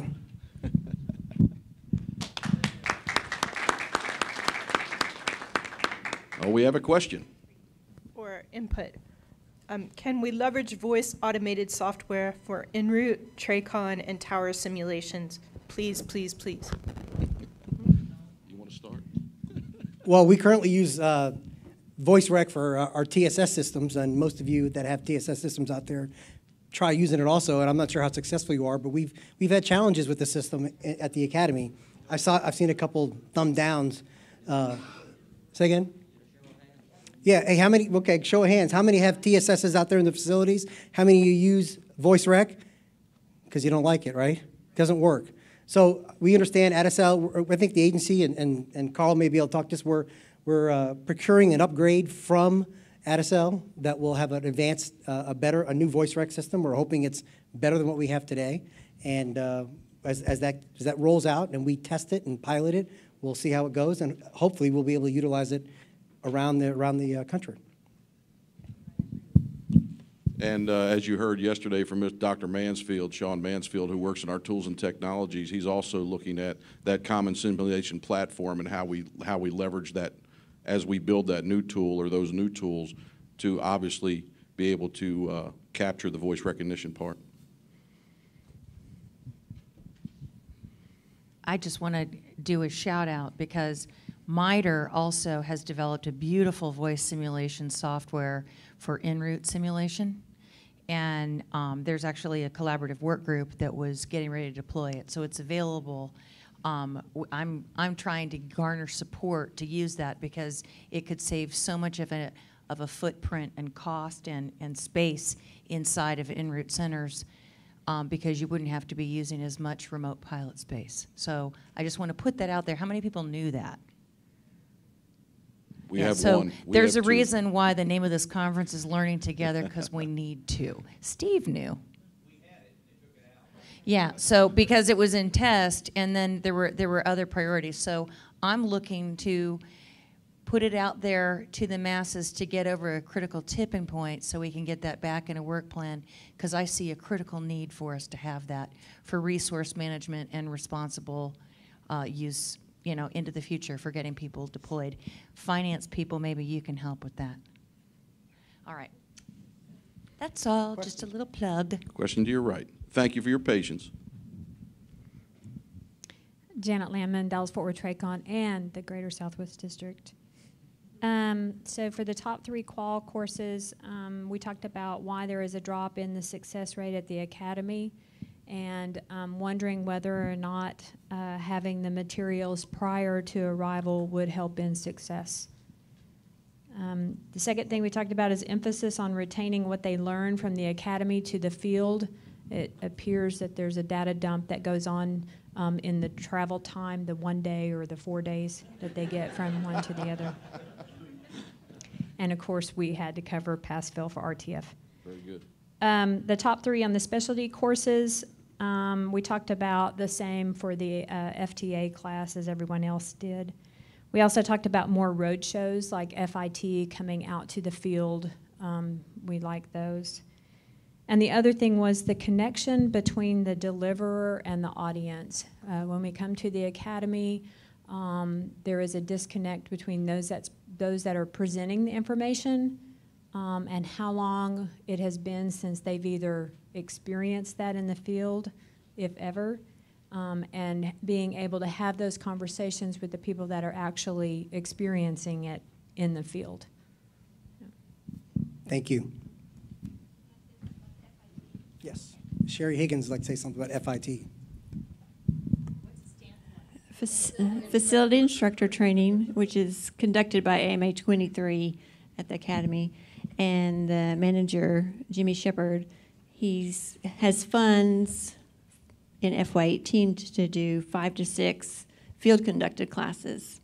So if you can work within your service area to decide if you have a facility need of where you could gather together without having any travel requirements, because the academy will fund their 2 instructors to come out and conduct the class. Because he's wanting me to let him know, you know, which facilities can we go to? We can go to 5 to 6. So if you can send that up through your service centers to me, then we can work with him and see what we can do. Thank you, Sherry. You know, one of the topics when I talk to classes, one of the topics that comes up a lot is the pass rate at the academy. We've seen a decline in the pass rate, especially a sharp decline since about January of this year. And a lot of people want to know, why is that happening? I wish I had all the answers. There really isn't probably one single point where somebody could say this is why they're not passing. What we do know is that what we teach at the academy hasn't changed substantially in the last 4 or 5 years with the en route course. It was redesigned in 2011.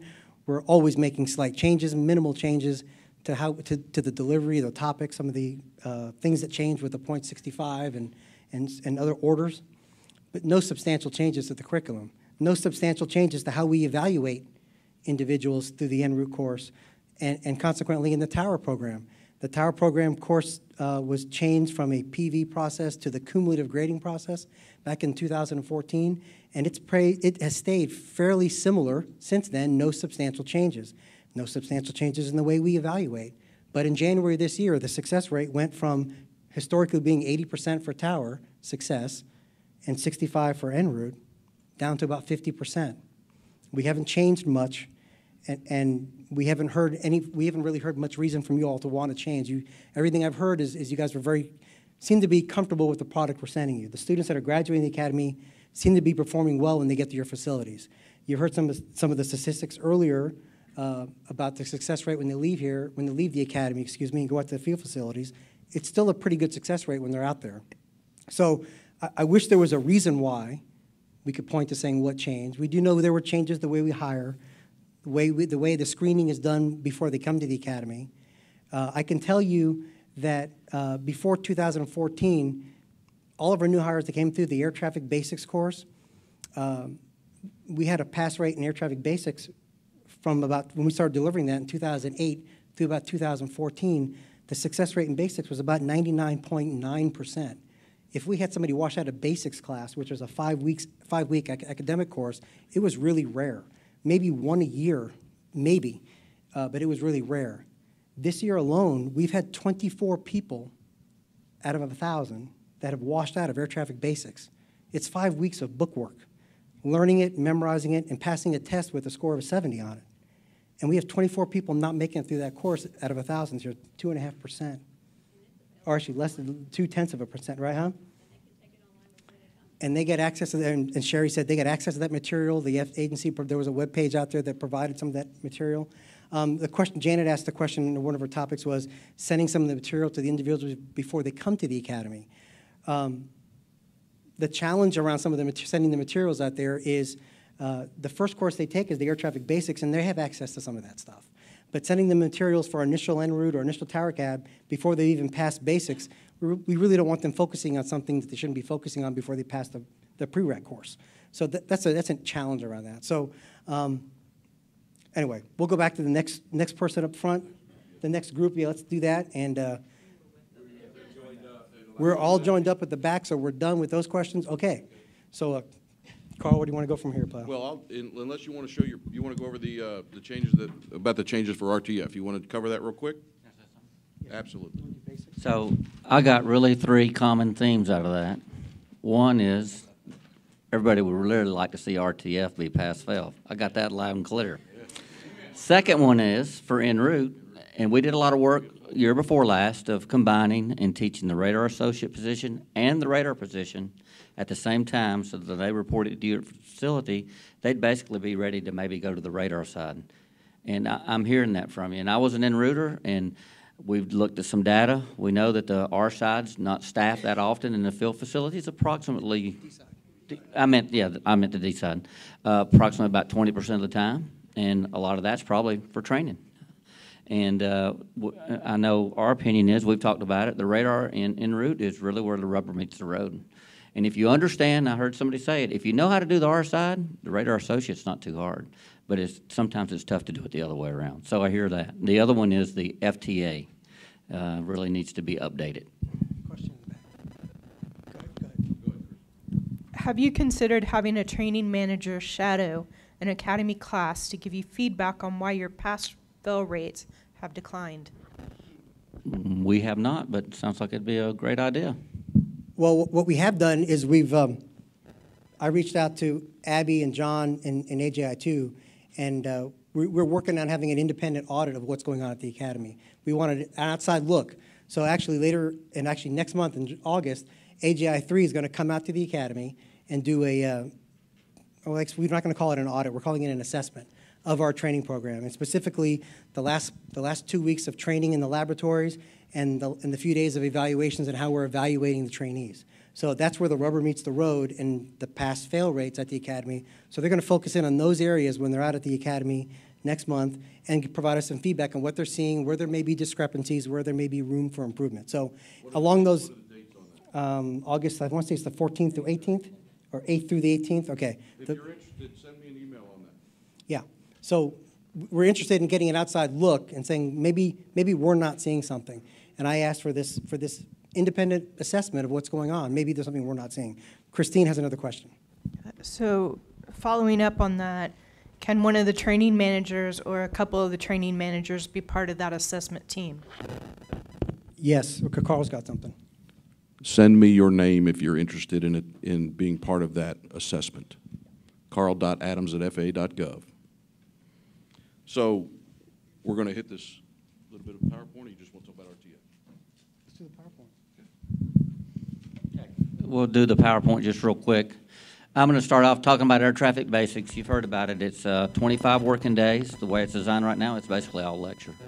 You have one test at the end. Before you go on to that, speaking about the assessment team, it will be comprised of whom? Do you know? AJI 3, which is policy and performance under safety and technical training. They are conducting the audit on our behalf. It will not include the bargaining unit because we're looking at process and we're looking at delivery, not so much the curriculum. So AJI 2 will have a representative there, and AJI 3, Policy and Performance, will have their audit team doing that assessment. The audit team will be comprised of subject matter experts from the options. So they're going to reach out to the field for en route.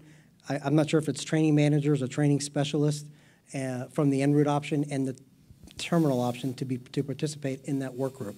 So I don't know if training managers are going to be represented there, but there will be people from the training environment in AJT involved in this process. How many of the basics failures were CTI students? Could the lack of hiring CTI students be the cause? Yeah, we don't know. We don't track. We don't know what hiring source they have. That's tracked by other groups. We don't know whether they're CTIs or not. I can't imagine that would possibly be true. Most of the CTI folks, the CTI curriculum that the folks received at their schools was the air traffic basics course. So we got all that material through college, and if they didn't retain it well enough to pass our course again, then that's really on them. I can't really speak to that too much. Christine has another question. Yeah. How do you say you don't know what hiring source they're from? Even we know where they come from when they come to our facility. Right. Right. So I get we it. stopped they hiring. Could be an all sources hire that Exactly. was a CTI. Thanks. Okay. Exactly. Yeah. So he answered your own question. Yes.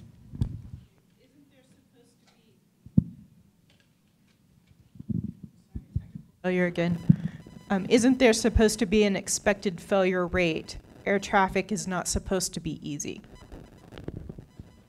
Good point.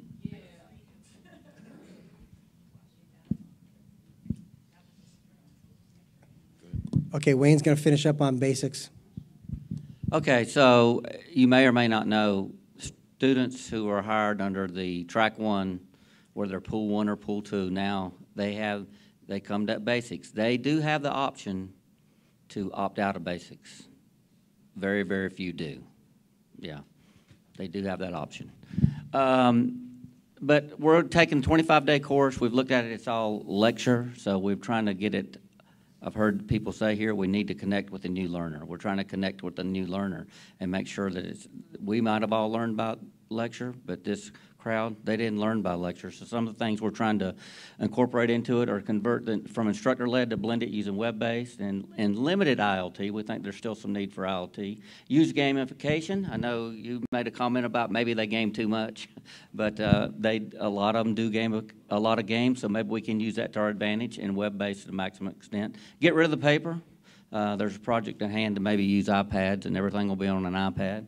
And like I said earlier, just to engage the new generation of learners, because it's changed from when I was a learner and probably when most of you were learners. So it's a lot of these people have had a cell phone their whole lives.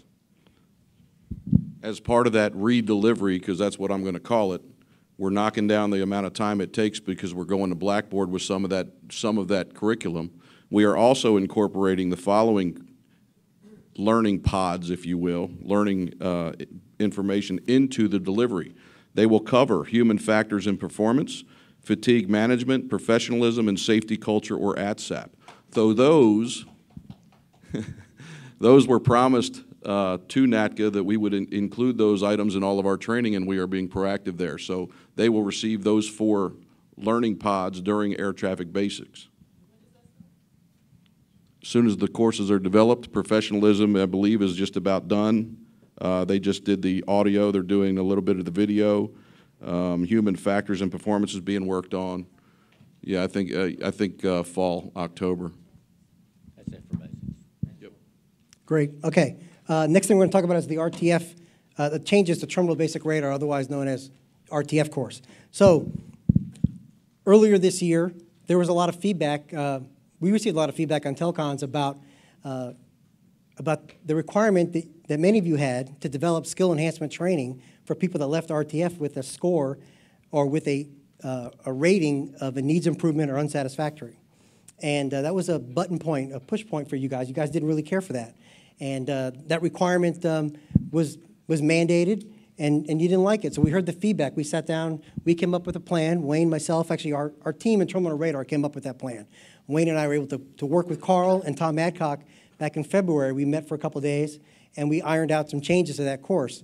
Some of the changes that we made to that course were, it went from a scored course to more of a workshop. And the reason we went that direction, because the feedback we had gotten on the TRACON Skill Enhancement Workshop course, the TESO course, was all the students really enjoy the idea that it's not scored, and they were able to learn and try different techniques in the radar lab, and they felt like they could do these things and try these things without any punitive issues happening. They really enjoyed the idea to explore their ideas and try different techniques. So we converted the RTF course, Terminal Basic Radar, over to this workshop method. There was a memorandum that came out in May of 2017 that described what some of those changes are, and the changes were we changed the skill performance, the performance assessments, the scored ones, to skill checks. We're going to assess their performance at the 70% level, the 100% level, and then again two times at the 100% level. And the deficiencies identified during those skill checks, we're going to remediate at the academy. We're going to then do some targeted training scenarios, and we're going to build those skills that they demonstrated needed improvement on those skill checks. The idea is we identify the deficiencies, we're going to fix them before they come to you. And then at the end, one of the other push-button issues you all had described to us was the material, the feedback you were getting, the documentation you're getting didn't meet what you needed. So in lieu of that, what we decided to do was all of the training -25s at the end of the Terminal Basic Radar course, we are going to email to the air traffic manager of your facility. So they're going to get all of that material, and you can decide what you think is important and what you don't think is important. Obviously, the first day of the Terminal Radar Lab, scenario 1, you're not going to use that too much. But the last 3 or 4 days will be very useful to you when you try to develop a training plan for your individuals when they get out there. So those are some of the changes that we did to the RTF course. That's why we did it. And there's a new memorandum that came out that describes these changes, what we're doing, and empowering us to do these type of things. I see Christine's got a question in the back. So it looks like you're about to run out of time. Some people are looking at the agenda, apparently. What do you plan to do with the feedback that the individual work groups provided you?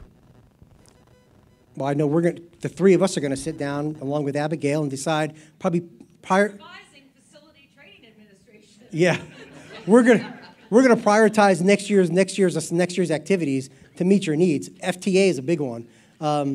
Now, Carl can talk a little bit about what goes into some of those things with FTA and some of the changes, how long some of those things might take. We hear you loud and clear. Go ahead, Christine. I'll address that in a minute. Okay, if this helps, graduating from a CTI is not an indicator of success at the academy. A new hire off the street is just as apt to graduate at the top of the class as a CTI graduate. Thank you. So what we're going to do is this. The three of us are going to get together. Myself, Jim, and Wayne, we're going to get together. We're going to look at all of their feedback. We're going to look at that and prioritize that based on the amount of feedback. Obviously, that we know which couple are going to rise to the top, right? So we're going to have that discussion with that about pass-fail. We're going to have to have that. We're going to have discussions about taking some of that specialized training, like the training administrator course, quality control. Maybe even making one for the management part of it, and then one for the specialist part of each. Maybe combining that effort. Why have two because a lot of facilities, one person's doing both jobs. So we can look at all different kinds of things, but I'll tell you what we will do most of all. What we will do most of all is now that we have met you, we will communicate with you through our service area training coordinators. We can do that. We can do that. We have trouble, just like everybody else, getting subject matter experts to help us. So that would be at one avenue to advertise what we're doing, where we're going. So we want your participation. That we can do.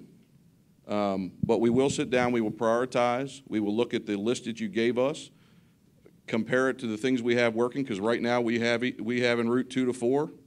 rework being done because there's no national stage 3.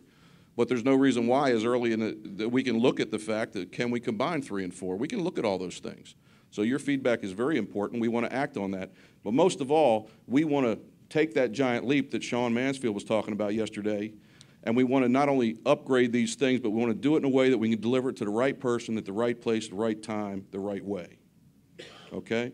That's what we want to do. That's what the 3120.4 work group is working on. That's what our teams are working to do to make this training process and this training information delivered the right place to the right people. We're tired of sending people to three traffic management courses if they really only need 2. Okay? Go ahead. You said the skills would be fixed. What if you don't fix those skills? Will they not leave until they are? No. They're going to leave at the end of 21 days. That's how much time we have with them. So we're going to do our best, and then you're going to get the forms that are going to describe their deficiencies if they have them after the last targeted training scenario. So we're doing our best to remediate those skills. Obviously, we can't remediate all the skills. We'd like to do what we can. We're going to do everything we can. We'd like to be able to say we could do it all. But she's got one more question. When the ATSA briefing becomes official at the Academy, will you notify the field? Yes, we will, and I will work with NATCA to see if that will check that box for completion. Well, you know what I'm saying, to show it complete. We will go down that road. Everything that we are doing, the 3 of us are doing, will be done in collaboration with our bargaining units. And it will also be done in collaboration with you, and it will be done in collaboration with SUPCOM and management and everybody else.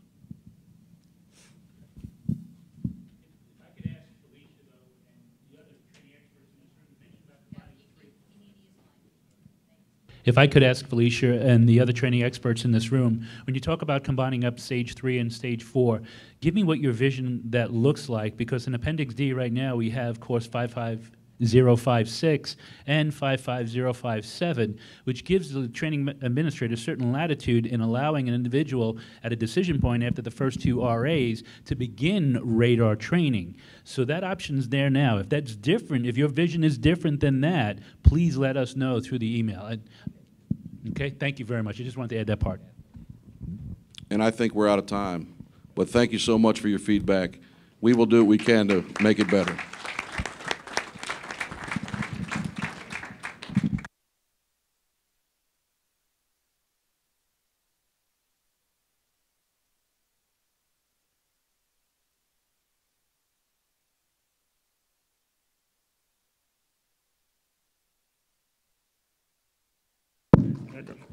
You guys ready for a break? Okay, let's do that. Take a break. Be back at 3:15.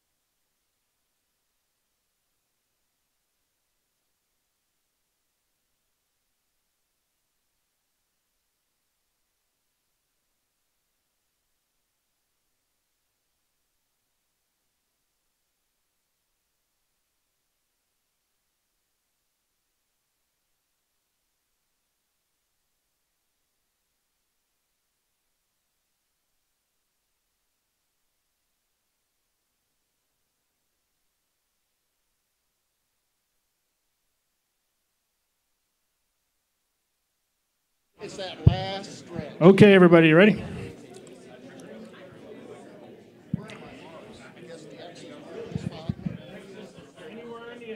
Anywhere in the X.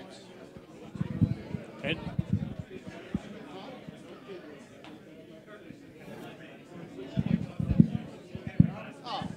Don't worry. My problem is staying between the X's. yeah. Okay, let's get on with the last one of the 2-day summit. I don't know about you, but I'm getting excited.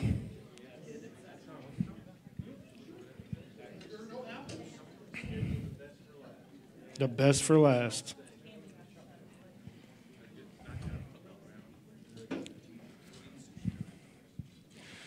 So,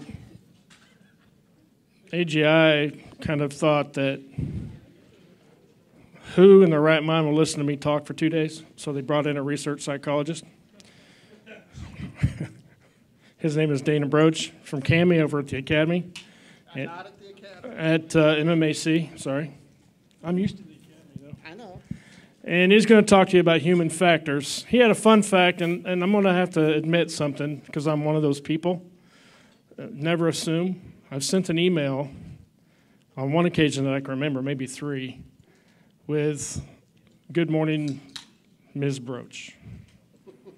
I'm just saying. Yeah, I still get mail from my college addressed to Ms. Broach. One of my jobs is I in-brief the air traffic initial qualification students. We do a testing session with them, and I have to whip up their enthusiasm. To break the ice, the other fun fact is I tell them, I went through the Academy screen in 1989. How many remember CAMI questions? We didn't write them, the Academy did. Yeah, and that's true. On the other hand, I tell them, you know, the course was very good for me. My boss said, well, we're going to have you work on air traffic controller selection, so we ought to give you some education in it. Oh, and by the way, you are a probationary employee. So there was no pressure. I picked for my operating initials Oscar Golf because I was 37 years old at the time. Old guy, way old. The lab instructor said I should have used Oscar Sierra for what I kept saying under my breath, and for what every time I took a phraseology error. The students really appreciate it and helps break the ice and get them going. So that's another little fun fact. I went through the school, through the 9-week screen. I failed, proving it's valid, because I'm a psychologist, not a controller. I'm going to talk to you a little bit about human factors. It's going to be a very brief overview. Is there a question already? Yeah, we have a question. What does CAMI stand for? I'm gonna cover that. So a little by way of introduction, I've been here about 28 years. Human factors, there's a lot of different organizations. There's the William J. Hughes Technical Center in one corner, CAMI, the Civil Aerospace Medical Institute, which is where I work, the Volpe National Transportation Safety Center in Cambridge, Massachusetts. They're involved in human factors. MITRE, which is the MIT Research Enterprise, technically. Most of us are familiar with the Center for Advanced Aviation System Development out of McLean. That's who does a lot of the work. The new Solutions for Operational Aviation Research, the new Center of Excellence, which helps reach academia. And then a headquarters routing symbol, which is the Human Factors Division at headquarters, ANGC1. All of these groups are primary involved in human factors. There's a whole secondary constellation of contractors, academics, all kinds of folks. CAMI, Civil Aerospace Medical Institute, just by way of background, established in 1958, started down here in Norman at what's called North Base in an old Quonset hut. They even used to have an airplane. We're established by law in 1988, one of only 2 offices in the FAA that exist by law. One is the Office of the Administrator, and then there shall be in Oklahoma City the Civil Aerospace Medical Institute. We're actually part of aviation safety. So we don't belong to the Aeronautical Center, we're not part of the Academy, we're part of aviation safety. I work for the Federal Air Surgeon. Primary areas, pilot medical certification, that's our biggest business. Congress is all the time after us on the backlog. They do a lot of aeromedical research, protection survival, forensic toxicology is a big business. And then aerospace human factors, which looks primarily at the flight deck, particularly general aviation. And then my branch, my laboratory, actually it's not mine, it's my manager's, air traffic technical operations. So that's the group I'm in. There's about our technical, I hate this name, NAS Human Factors Safety Research Laboratory is actually the name of my organization. We're focused on air traffic and tech ops. We do both kinds of research. Yes, I'm standing in the middle. Oh, yes. Thank you. I forget that.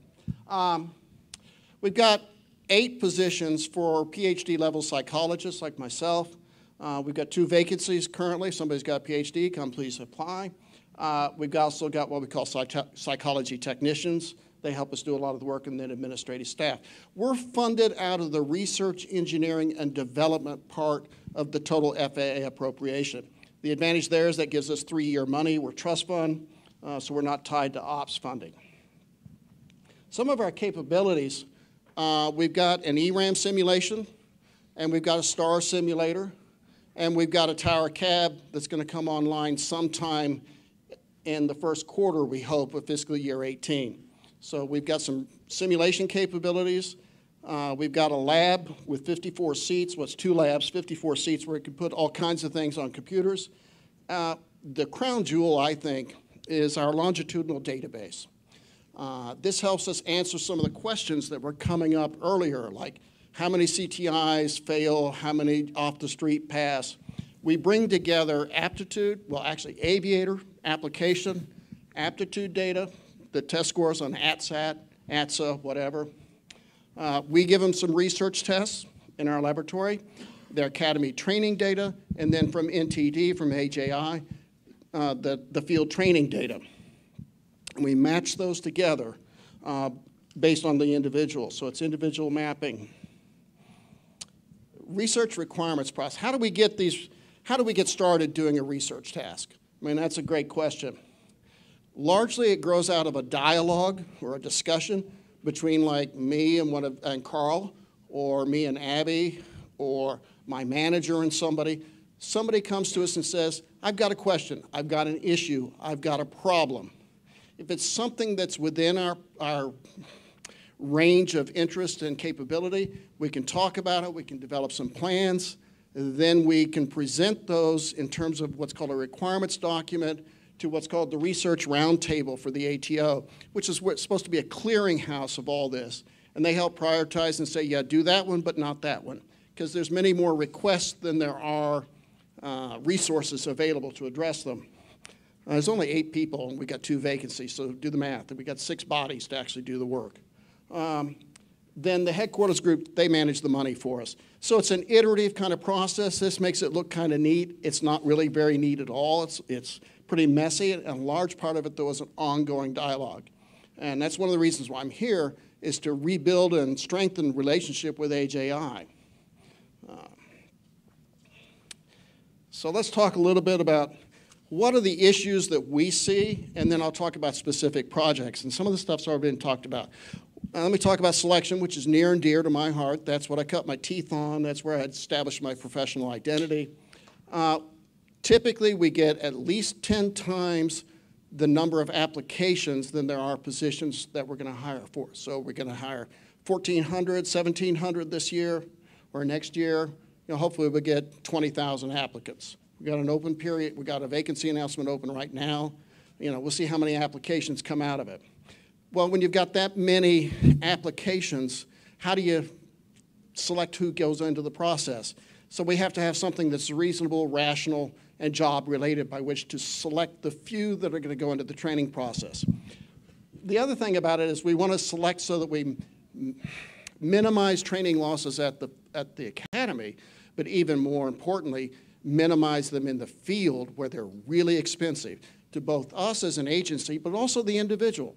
I mean, some of you, you've seen the heartbreak out there of somebody working 2 years trying to do this job, and they're told, I'm sorry, you're just not going to make it.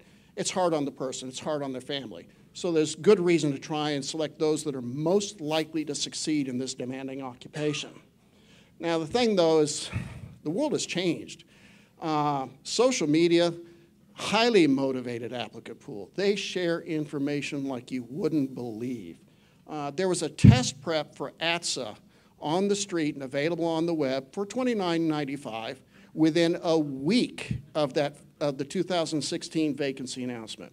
With ATSAT, it took about a year for a test prep book to show up. With the old OPM written test, it took about 3 years before there were prep books.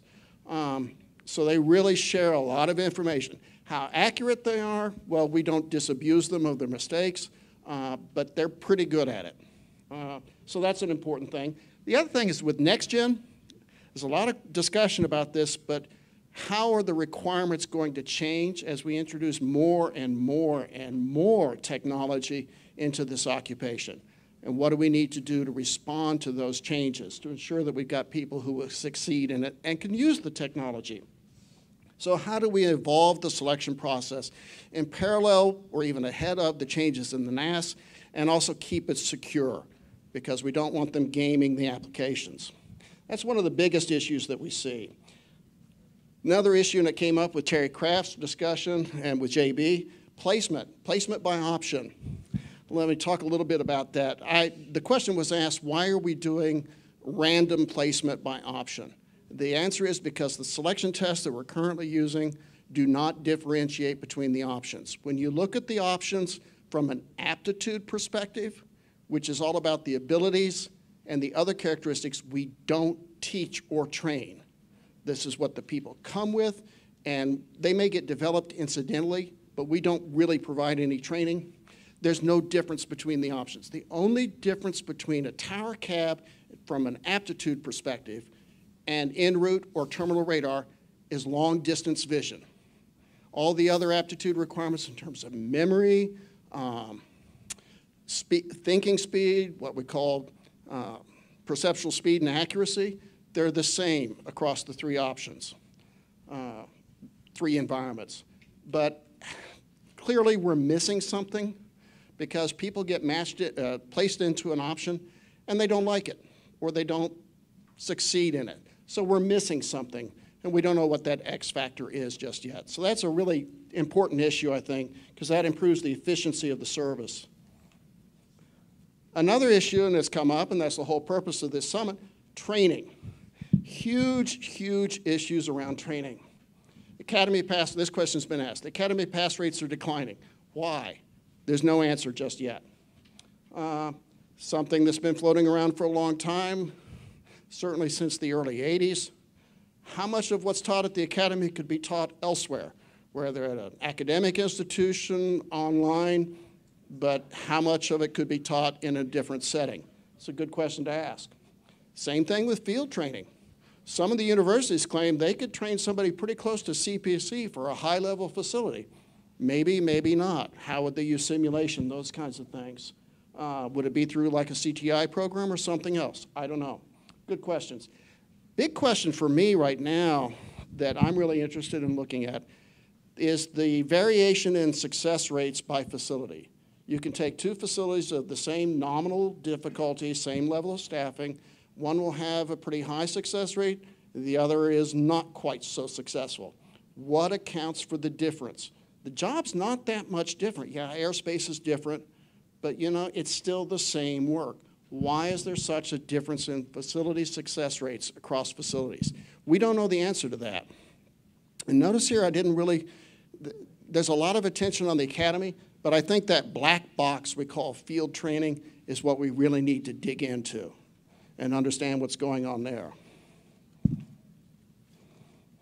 Another issue, and it's a related issue, and it's come up today a little bit, or the last 2 days, measuring job performance. For me, this is the unattainable objective. It's really the hardest question that we have in research to try and figure out. All controllers perform very well. I mean, I've been out in a lot of facilities, and the job they do is an amazing thing. But clearly, some are better than others. But how do you sort them out?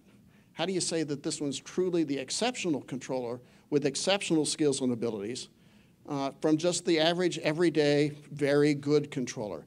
That variance exists, but how do we measure it objectively? This relates in particular, how do you measure job performance on position?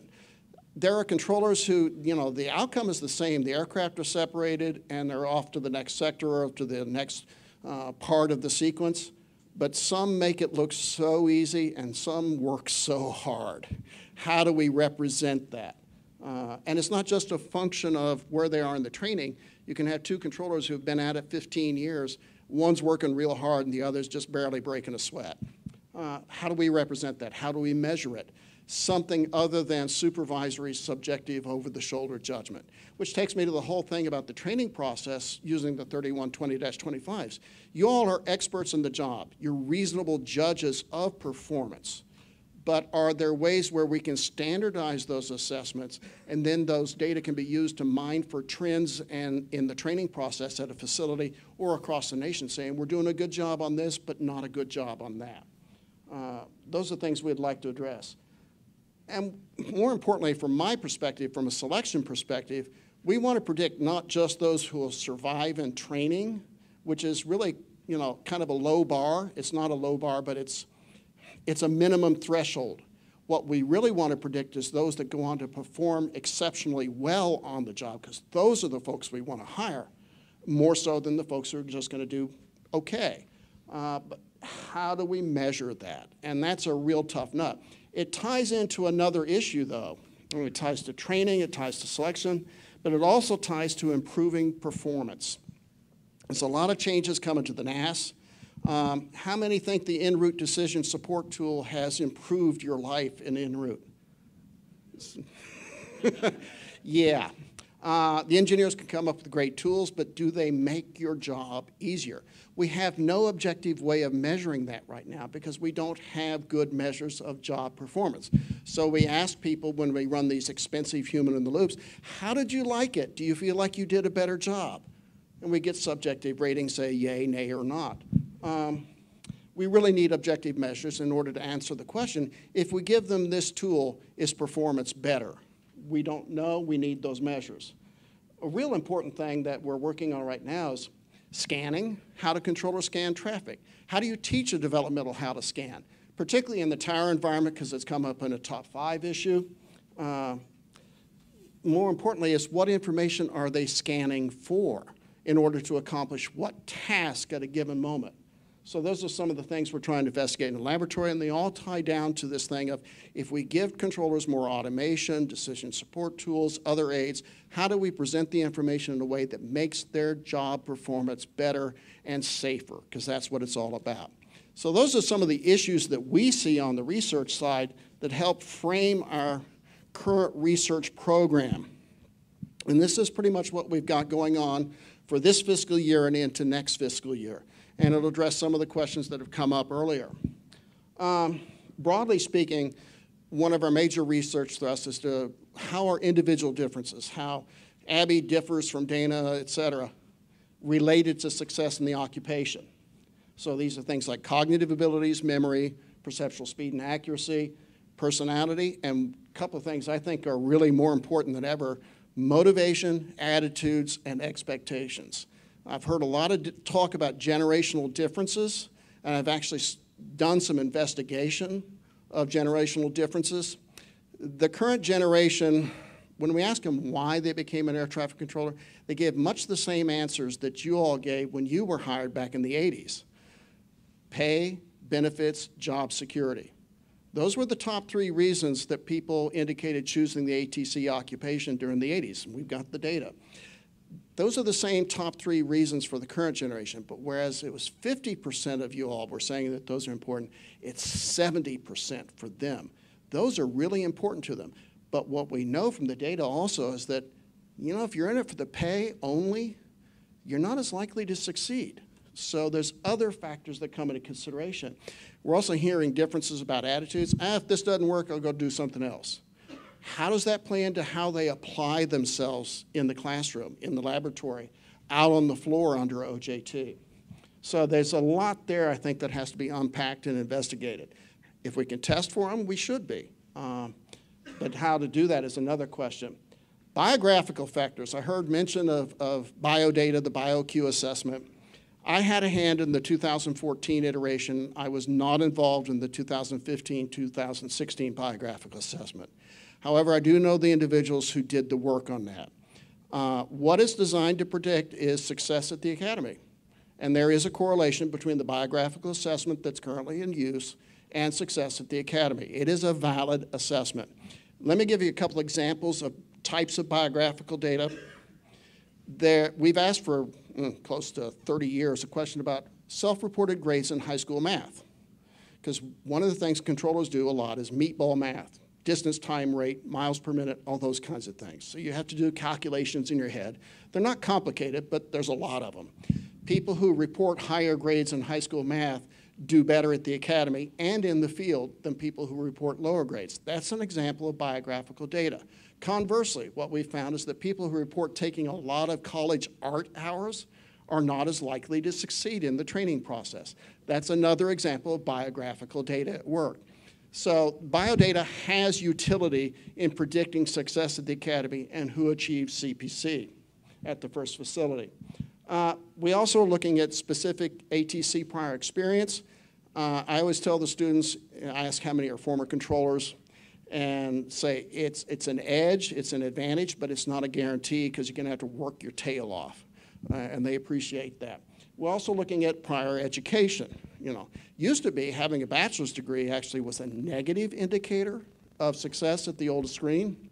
Now it's kind of education in and of itself is neither positive nor negative. It really doesn't bear on training outcomes. But the real question is, if they have prior ATC education, how does that help them or not at the different stages of training? That's a question that Abby's asked us to look at because this addresses the CTI program specifically. Age at entry, favorite topic. Like I said, I was the old guy in the class. We're doing this uncontrolled experiment because the new hiring law provides that people with prior experience can enter up to age 35.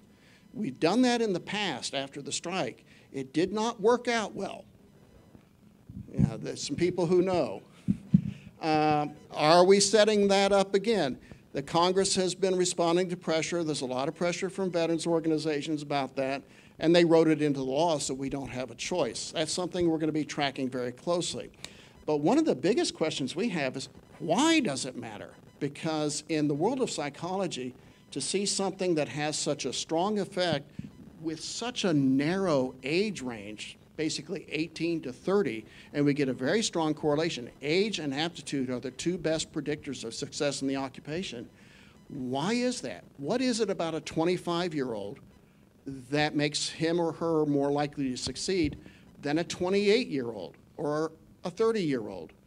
We don't have an answer for that, and that's really an interesting question because that goes to the scientific basis for that regulation, that policy, because it's not a law, it's a policy. The agency has discretion to change that. Age 56, on the other hand, is law, it's black letter, but again, the science on that, we've proposed, I think through the COE, asked for proposals on looking at the other side too about age and performance at the advanced age of 50, or somewhere in there. We're also trying to figure out how other factors influence training outcomes. And this gets complicated and messy. Breaking it down, we've done some work at the academy looking at study groups. They work, they help. Class size doesn't have an effect. Instructors, that's an interesting question. Yeah, there are more effective instructors and there are some that are less effective. Course content and structure. Jim was talking about how stable the courses have been, and that's a true statement. But we're also looking at the performance assessments. There's a thing we call inter-rater agreement. That is, if I get two expert raters and they're observing the same student, to what degree do they agree in their assessment of that student's performance? We're trying to figure that out because that goes to the reliability of their judgments. In my world, in personnel selection, if you can't make reliable judgments under the law, you do not have a valid selection process, and we're making career decisions based on those performance assessments, so they need to be reliable. Question in the back. Given that CAMI has been around for so long, why are we just now looking at some of these things? For example, scanning. For example, what? Scanning. Scanning? Partly because nobody's asked for the requirement. Nobody's posed the requirement until recently. We do what's called requirements-driven research. That means somebody has to ask a question, and then we try and answer it. Nobody's asked that question of us before. Another question. Will your research uncover what may be causing the increased failure rate at the academy? Do you have the data to do that analysis? And if so, any preliminary findings? First of all, no findings. I have no data with me today. We just started a task, actually, proposed it to the Academy and to AJI for starting up this year and going into next year to address exactly that question. What's going on with the Academy pass rates? In early June, when the COE was meeting, I also had a meeting with General Counsel and Civil Rights dealing with data that we need to address that question, because we need aviator data, we need ATSA data to marry up with the Academy data to begin to examine that. And it's been signed off, and hopefully we'll start getting those data by the end of the fiscal year. We're setting up to do that analysis. We've got an IOU for something by the end of September to at least rule some factors out. Is it a change in aptitude? Is it a change in course? You know, we're going to try and start sorting that out, but there's no answer yet, but it's on our plate. Another question. What, if anything, can this group of training managers do to help with these research tasks? Fill out the 3120-25s. I say that kind of laughing, but being consistent and entering training data into NTD is absolutely vital to what we do on the research side. And there's not always consistency in the data.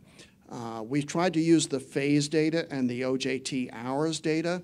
Some facilities enter every training session at the end of a training session. Some facilities enter just for the month. Some facilities enter for the year. The data are all over the place. So consistency and data entry into NTD is what the training managers can do for the research community. Any others? Okay. So we're going to be looking at the Academy. We're also trying to figure out what's going on with field training. Why do people resign? I'll give you a little story. I set up every couple of years to take my graduate program to the Tulsa International Tower. Last time through, talking with a newly certified controller, young woman, single parent. She nearly resigned because she could not find 24-hour daycare that was affordable and that she could trust. Facility manager had never had to deal with anything like that before. She did find it. They helped her out. But we didn't used to have, well, single parents that much. So why do people resign? We don't have any data. We know they resign, but we don't know why. Similarly for terminations, what's going on there? We don't have access to the TRBs. We'd love to see those records to try and see if we can mine them to figure out why people are failing. We've done a questionnaire. My colleague Linda Pierce has been working on this. We developed a questionnaire that we give to people who succeed at the field, who transfer lower, and who failed. We got 0 responses from the people who were terminated for some reason. They just didn't want to talk to us. I can't understand why. We do have a fair amount of data from people who transferred lower. We're hearing a couple of different stories, and Linda's working on a technical report summarizing these data. One of them is if I'd had a little bit more time. Another is my OJT instructor and I didn't get along very well, or inconsistent OJT instructors, or I really don't like this option and I want to go somewhere else.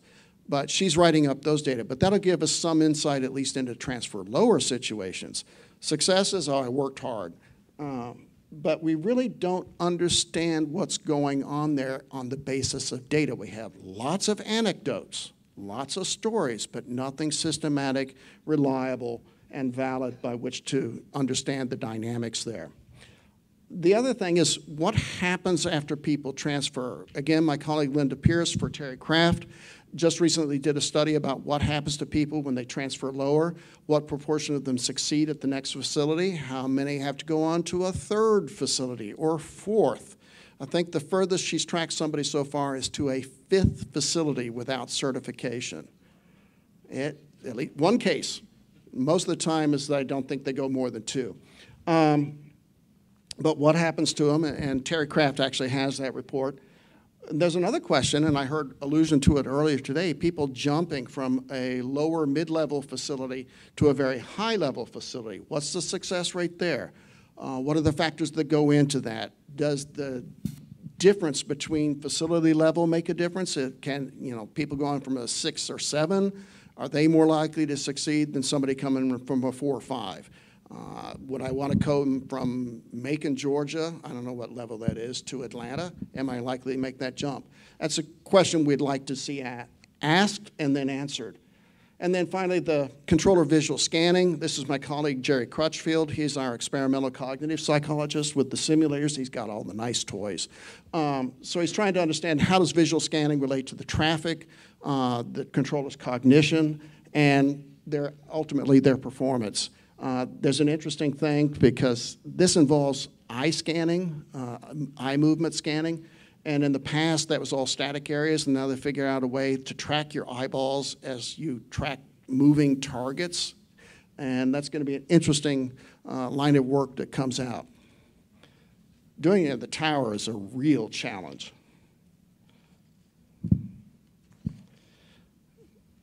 This is just who the staff are. Let me go over them real quick. It's actually not... Abby always talks about my team, and actually I'm not the manager. Carol Manning, who some of you may know from way back when, is our manager. She came on board in 1983. She's got a great deal of experience and knowledge. Larry Bailey, who's like me, is from the University of Tulsa. He's a psychologist as well. Kate Bleckley, she's a cognitive psychologist and also a gerontologist, so she's very interested in the age questions. Myself, Jerry, who's an OU graduate, Dorinda McCauley, who worked with the OJTI team. She's an educational psychologist, and Linda Pierce from Texas Tech, who's an IO psychologist like me. So it's not a big group, and that's one of the other reasons we can't always address all the questions that are out there. That's it for the formal brief. So now we'll just turn it over questions and answers. Oh, come on.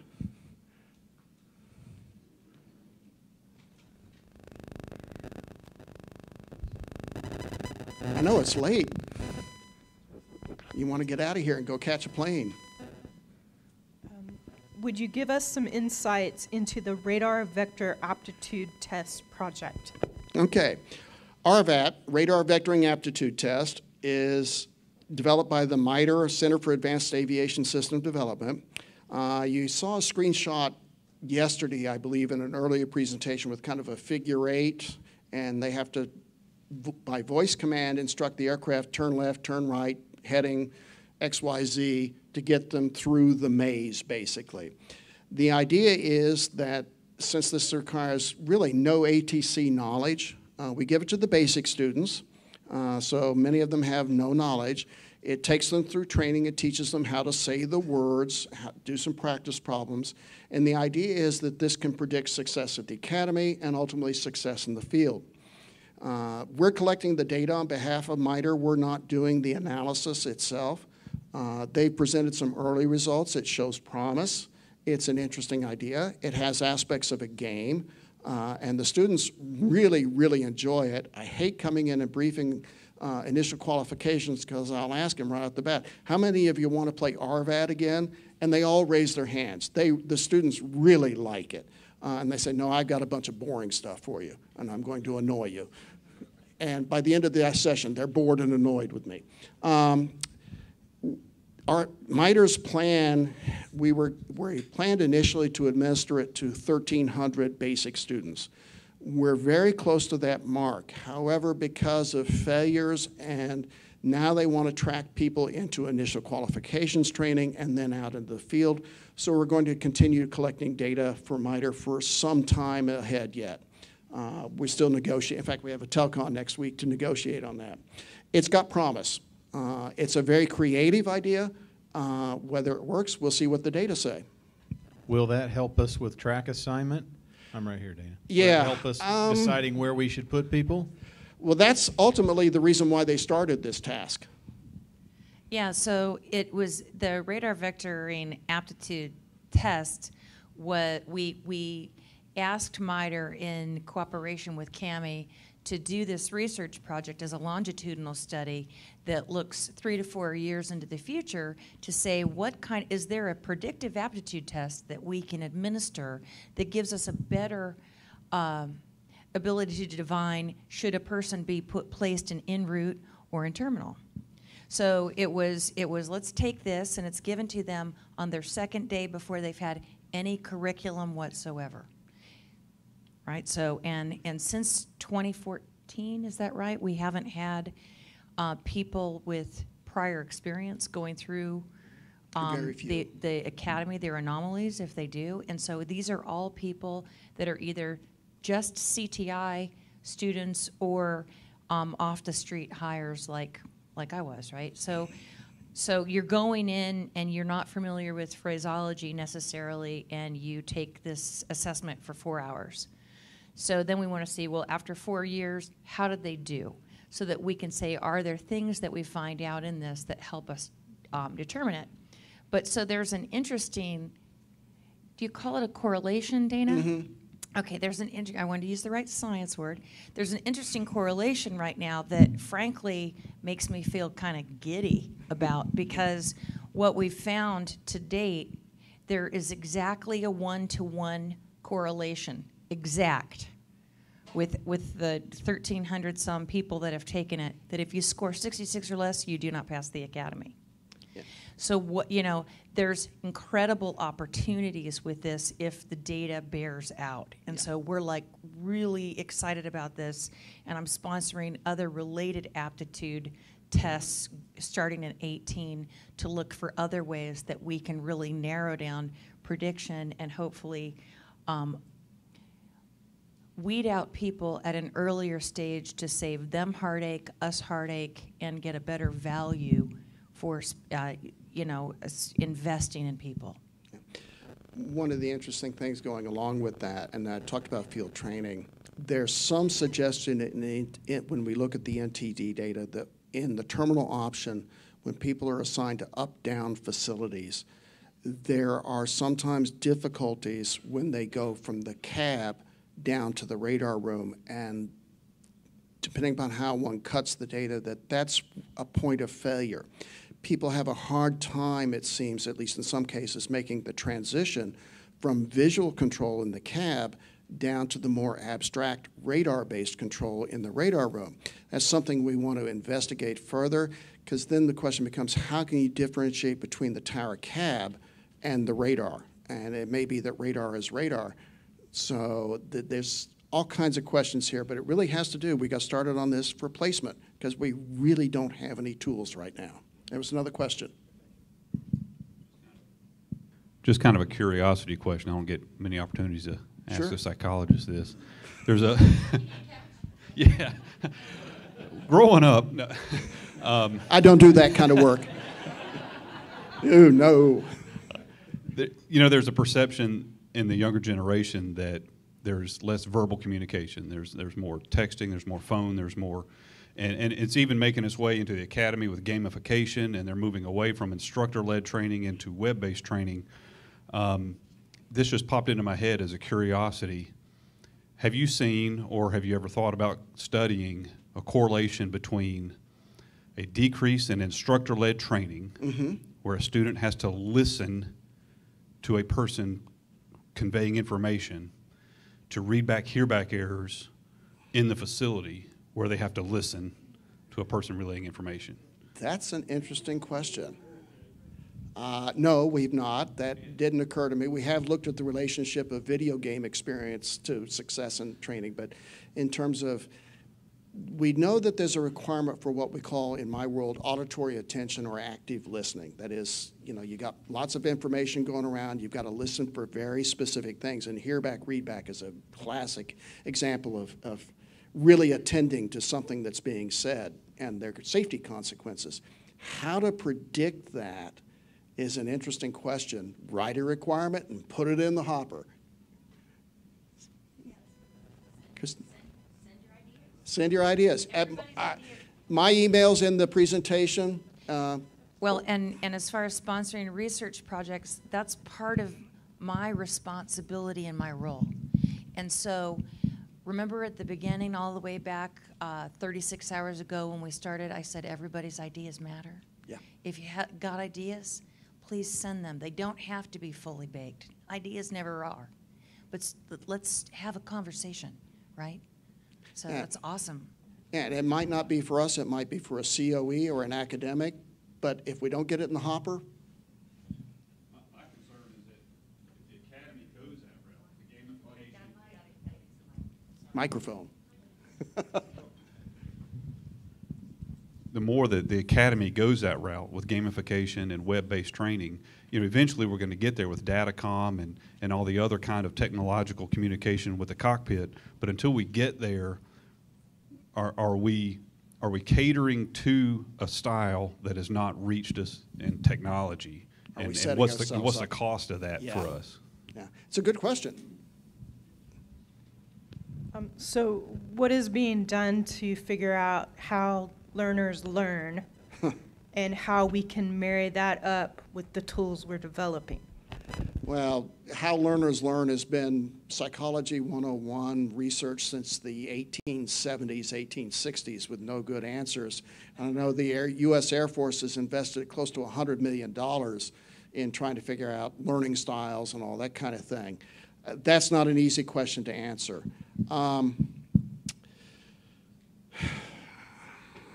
Yeah, it's not a question I can answer because there's no. Say it again because I want to try and sort some things out. Christy, Dana, you and I have had this conversation, have we not, about understanding the way learners learn today and maybe adjusting the way we deliver our curriculum at the academy to match today's learners because they're just different? Yeah, generational differences is something we've been investigating.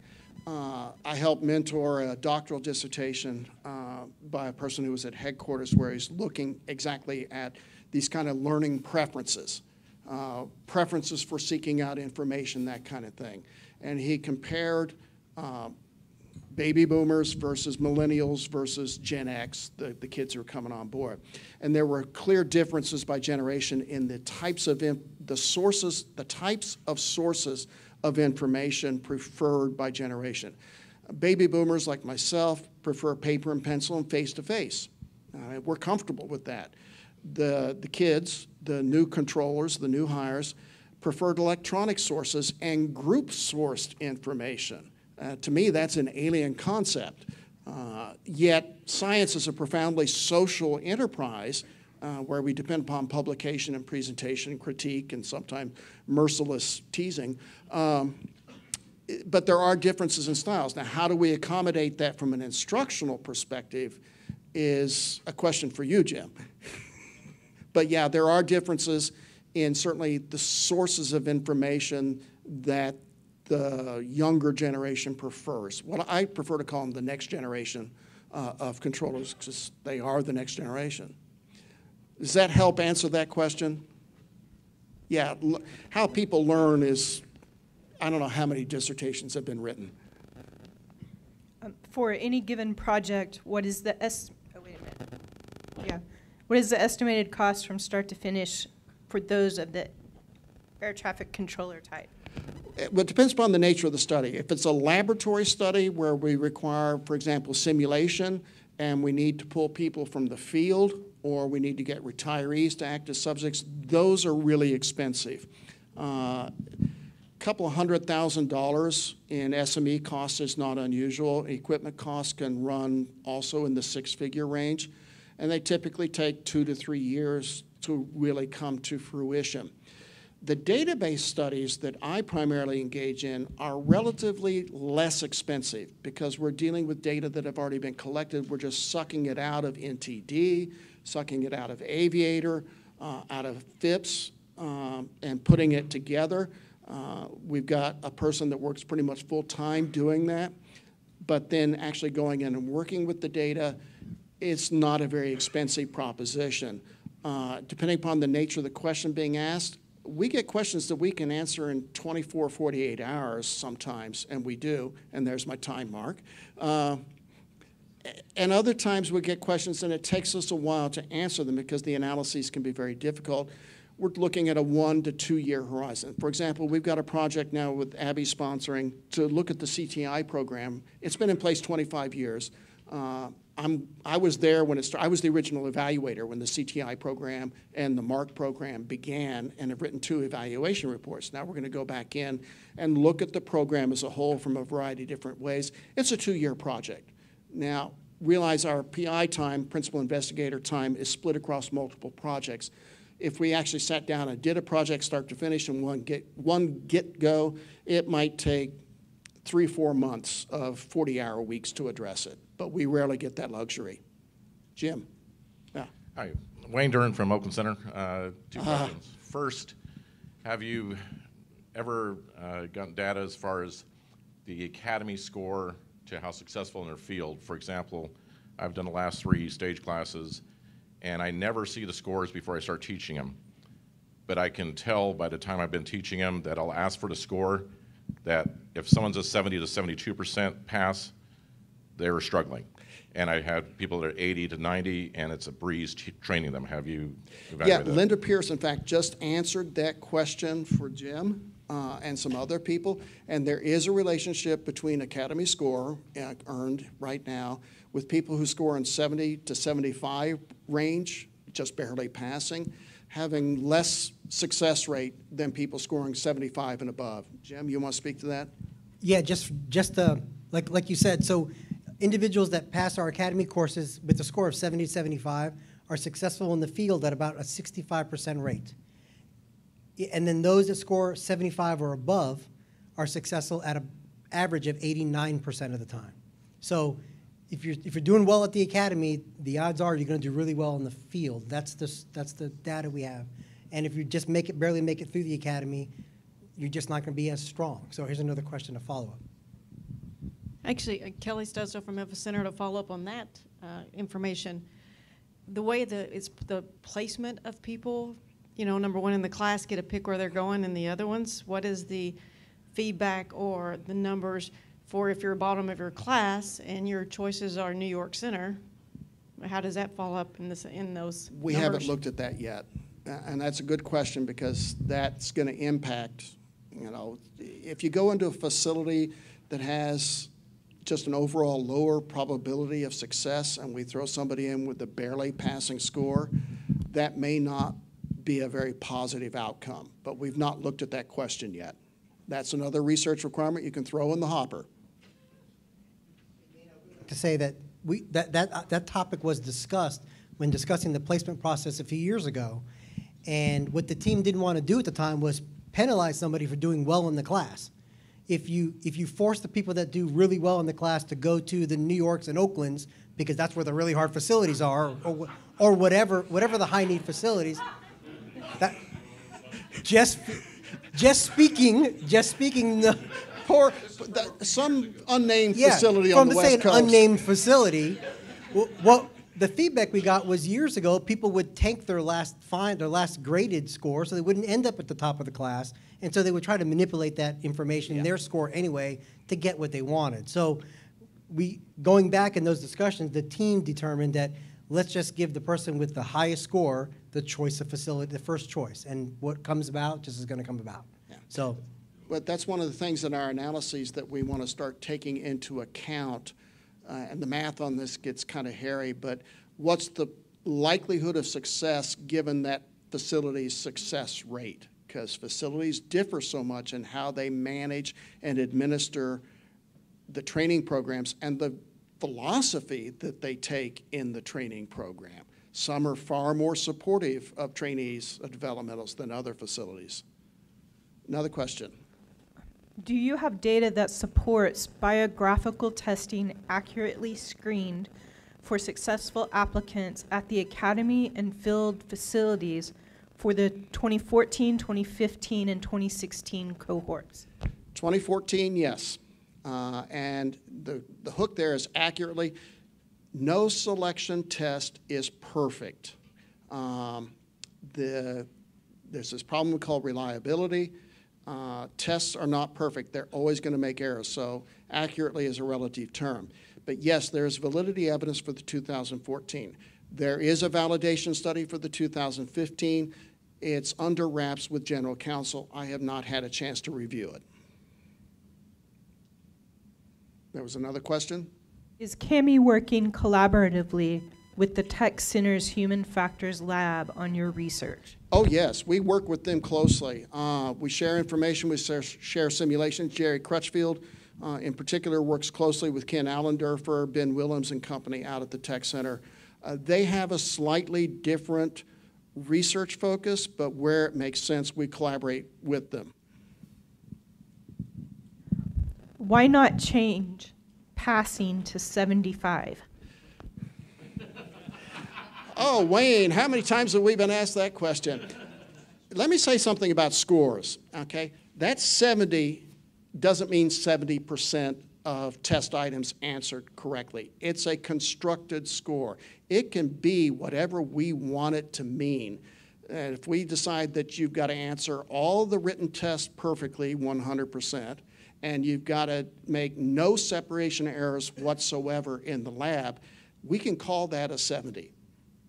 Okay, it's not 70%. It's like SAT scores. You know, what's a 1600?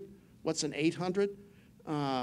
These are what we call scaled scores. So we can make it whatever we want. Do we need to set a higher bar for passing the academy in order to reduce the field loss rate? That's a legitimate question to ask. What is the biggest problem you see looming for air traffic controllers other than privatization? Other than what? Other than privatization. The pace of training associated with NextGen. The job is going to be changing. These tools are coming in. After we complete the testing and I show this CAMI video because my management tells me to, I sit down with them, talk and ask them about what have they heard about the academy and then some things about the job that I've learned over the years. And I tell them, you're going to be in a constant learning mode for the rest of your career because the business is going to be changing under your feet. And how the agency rolls out these new technologies, how they change procedures, going from distance-based separation to time-based separation, the two are interchangeable, I know mathematically, but operationally, I think it's a different framework for a controller to work with. And, you know, these young people are coming out and learning business one way, and in 3 to 5 years, they may be doing air traffic control a completely or somewhat different manner. So they're going to be in a learning mode, and I think that's going to be the challenge, the pace of change and the pace of training. Other questions? You're not going to let me off that easy.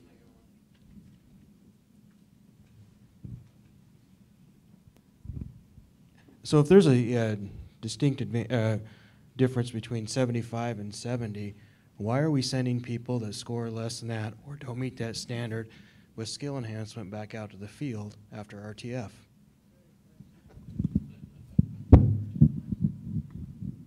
Jim, you might as well come up here. No, I was already up there. Yeah, but you like Dana. the camera. The camera, it gets the back of my head, I guess, right? Well, I'll get this one over here. But so today we're not scoring anybody out of RTF, and RTF has been negotiated with the bargaining unit that from this point forward, it's not going to be in a pass-fail status. So somebody get, you know, that categorization of a needs improvement, and actually needs improvement was categorized as somebody who had scored 70 to an 89.9. That was needs improvement for RTF when it was categorized that way. An unsat was somebody below a 70. And it had been negotiated that whatever they scored at the academy, they're going to return to their facility and get skill enhancement training and or just begin their stage training when they got back there. So that's all been collaborated, and now we're in a different phase. Now we're not doing the scores anymore, like I said. We're just doing the skill checks, and we're trying to remediate their deficiencies while they're at the academy the best we can before they go back to the field. So it's a good question. I hope that answers it. And my response is always, what 30% of air traffic do you want them to not know? I think there needs to be a little bit more research done on that avenue because, and also a suggestion would be if someone graduates and they say they're in the top of their class from the tower portion of it, they're going to a level 7 or up down. go right into RTF. Make that assessment at that point, rather than a year and a half later, they're through a tower and then going to RTF. And let's say they come out and there's a needs improvement or unsatisfactory to put them through there. Well, that's a great point. So somebody who's assigned to an up-down, to leave them at the academy, send them through terminal basic radar, and then send them on to their facility and make that terminal basic radar part pass-fail part of their initial qual. That's been explored before, and that's something we could explore again in the future, but we'll have to do that in collaboration with technical training, and also it'll probably be something that'll probably need to be negotiated with the bargaining unit, because it's going to impact staffing, because folks will be at the academy for an additional month, and it's basically another month. So that's a good topic and a good question to table for future. We've got 2 questions out there, and we're running out. We've got about 4 minutes left. On the front and in the back. Okay. Dana Powell, Cleveland Center. At the PwC conference this couple months ago, a question came up from someone from the Academy HR person about the The biographical? No, the failure rate and how it increased. And the answer at that point in time from one of the higher-ups was, the explanation was that some of the people that you were seeing coming in the later classes did not score as high on their initial testing to come in, so to be accepted initially.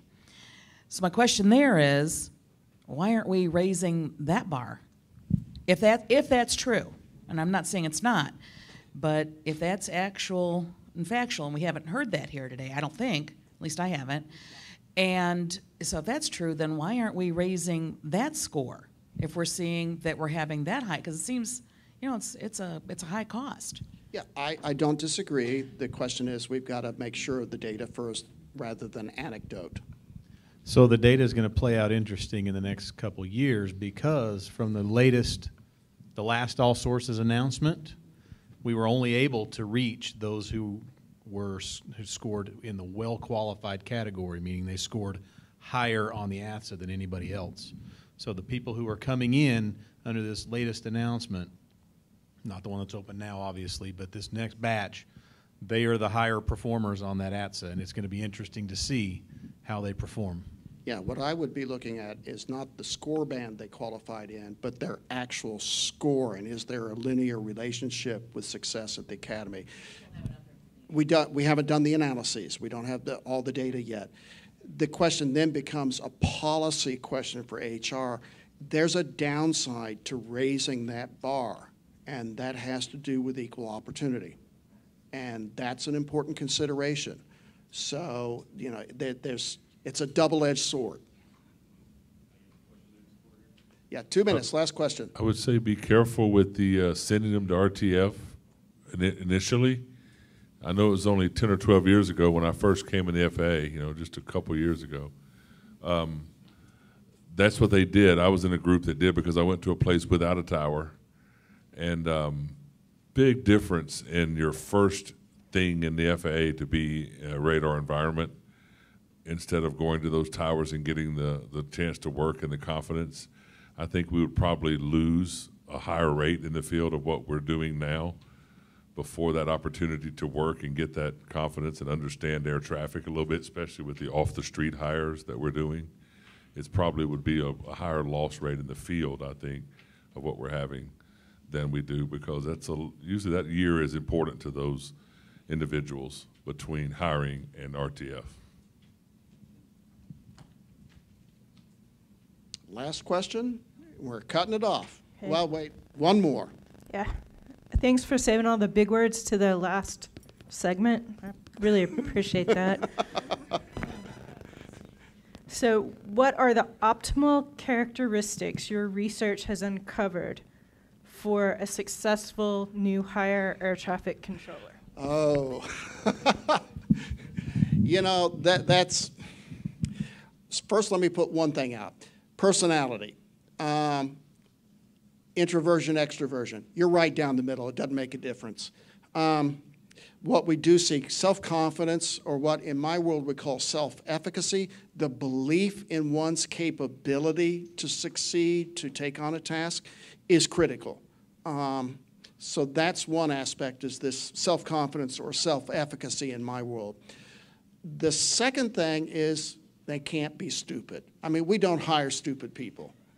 I like to tease with the students and say, the ones that failed ATSA, we send to management school, which always gets a laugh out of them, but that's not necessarily fair. Not in air traffic management, because I tell them they got career paths. But, you know, the thing about controllers that astonishes me as a psychologist is memory. Short-term memory, long-term memory, and then something we call working memory, which is the amount of information you hold while you're working. Controllers are masters of memory.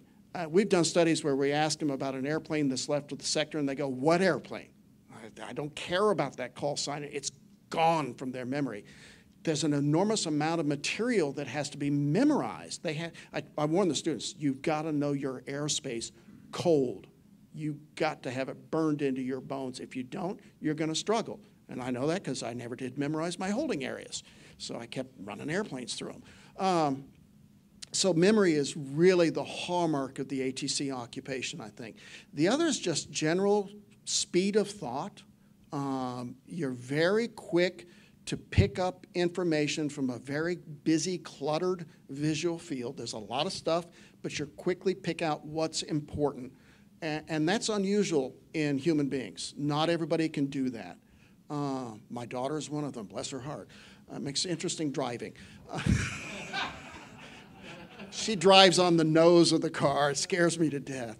But memory, this perceptual speed and accuracy, self-efficacy, those are the three biggest things that I would point to that are the hallmarks of the occupation.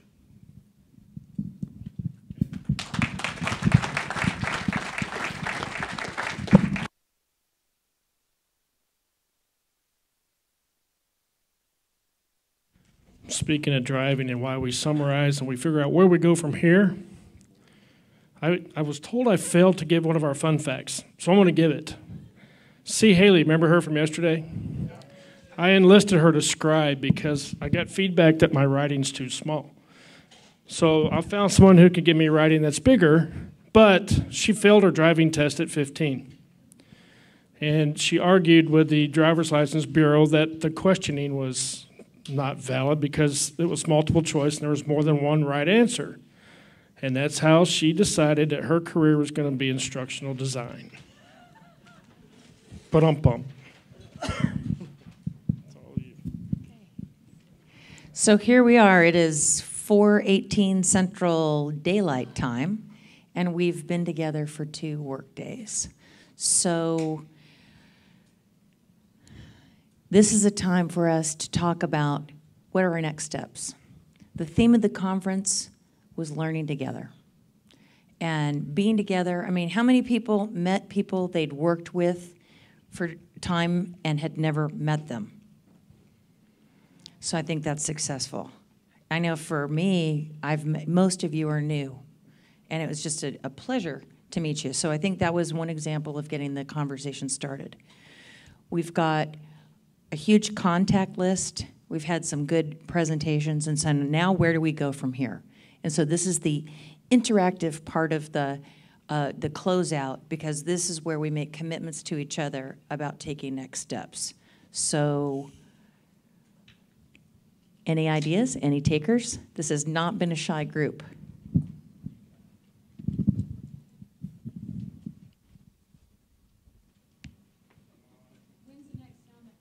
So we need someone to run a microphone. So, Chris? There was a question. When's the next summit? So that's a great question, and what I would like to say, and what Terry Biggio and I have talked about, when I told him, I said, this is what I want to do, and he's like, oh, that's a good idea. I was like, great. So at least we're going to do one a year, and so what I want to do is not during primetime annual leave. So I was thinking more like March. Is that better? So why don't we crowdsource it, right? So sorry, Dana, we'll go crowdsourcing. I know it's very millennial, but that's a really good way to get a better sense of of a higher level of participation. So since we all, have feedback available, let's maybe figure out over the next month or so when the right time is. Because believe it or not, it takes about 4 months to get the paperwork through and signed off by the administrator. So there's a huge amount of paperwork and administration that goes into pulling this off. But ultimately, I would like to have one every 6 months, but I don't think that I'd rather start small and have it successful. And in the meantime, what do we do? Do you guys like the idea of like a webinar once a month where it's topical? I see hands, good. People, get the audience going.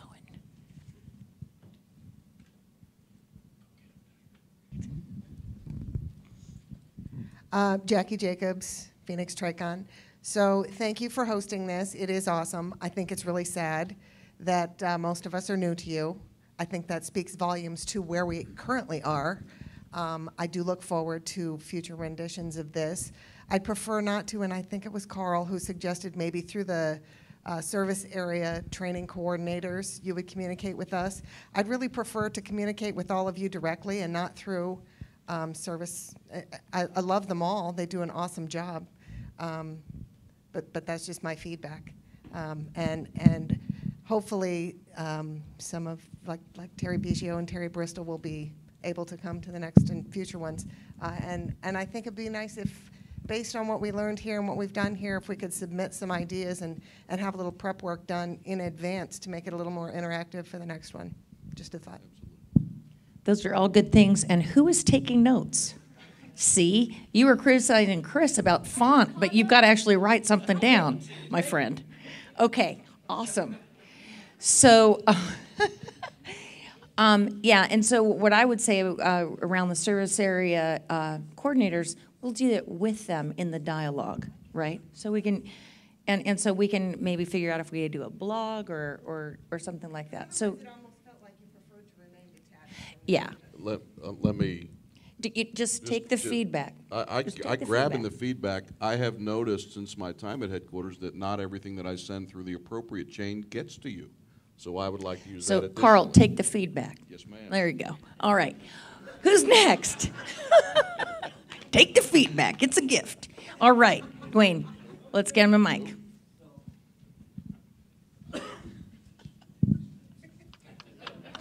I love you.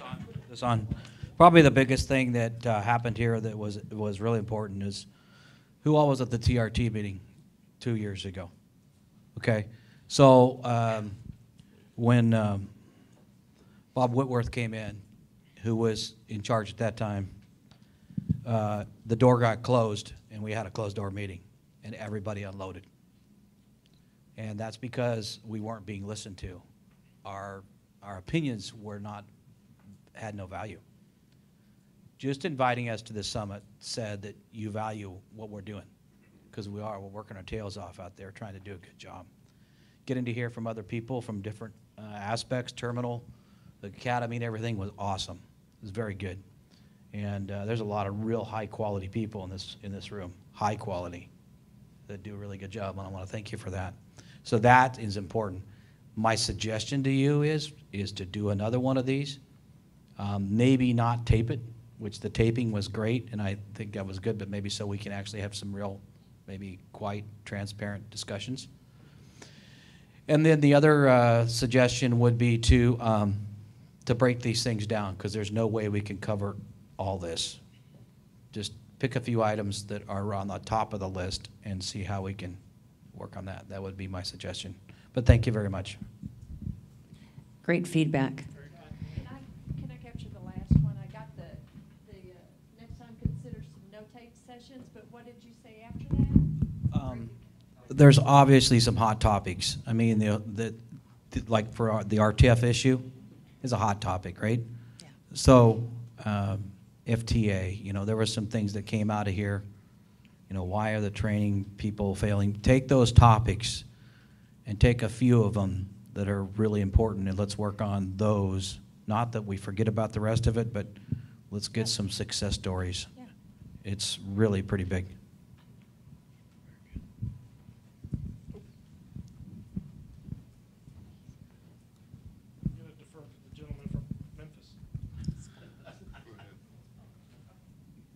Melinda Drumheller at Albuquerque Center.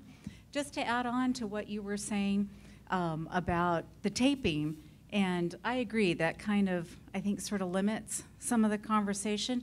One of the things I'd like is maybe perhaps extending it to 3 days, and maybe the first 2 days be in this kind of forum where it is taped. Perhaps the third day is one where it's not taped, and it allows all of us to have some conversation about what occurred the first 2 days and have a little bit more of an open dialogue. I know you were talking about webinars or telcons or whatever. I would ask for one, it doesn't become a telcon that we get told a bunch of stuff that you could email us anyway. I would like it to be something that's useful, and maybe that's where the topics get broken down. If we get an agenda of a item or two that's a hot topic item that's going to be a 30 or 40-minute discussion about one item, that makes it, lets you fit it in your schedule. If it is something that is important to you, you can get on, and if it's not, you don't. I mean, those it's kind of rough when you get these 12-item agendas and the middle item is something you need to hear, and the other 11 you need someone else in your office to hear. So it kind of makes it tough on you. Small agendas, topic directed, would be really nice monthly, and we wouldn't have so much to talk about once a year, I think, if we talk more often in that manner. That's awesome. To just like very focused, relevant discussion points is what I'm getting from you. I love that idea. That's great. Thank you. What else? Oh. Say thank you on behalf of the service centers. I greatly appreciate the breakout sessions. It allowed us to spend more time with everybody and as well as themselves and have some crucial conversations. So I appreciate that. Mm-hmm. Thank you. Mm-hmm. Chris.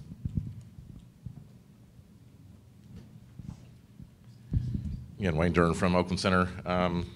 Really enjoyed this. The one thing I would have liked to seen more is the breakout, but maybe mainly into the different occupations. And I know the new organization may forgo that, but en route, dealing with en route issues of training and the terminal. It was interesting hearing Scott's thing, but as far as me giving him advice of how to solve that, it wouldn't have worked. Whereas if we had broken up into en route and terminal, I think we could have had a very good problem-solving discussion for some of our items we have in training. So maybe some focus webinars between now and the next summit to start addressing some of those, just for more immediate term steps. Okay? What else? Oh, good. From Charlotte, to piggyback on that, can we also maybe break it down to the level of facility in the terminal environment? Because the VFR towers versus the TRACONs, 7, 8, 9 TRACONs versus the 10, 11, 12 facilities have different training requirements altogether. ADW, ATD2, AFS, those kind of things that you deal with at the larger facilities, you don't deal with them at the smaller facilities. So, kind of just break it down that way.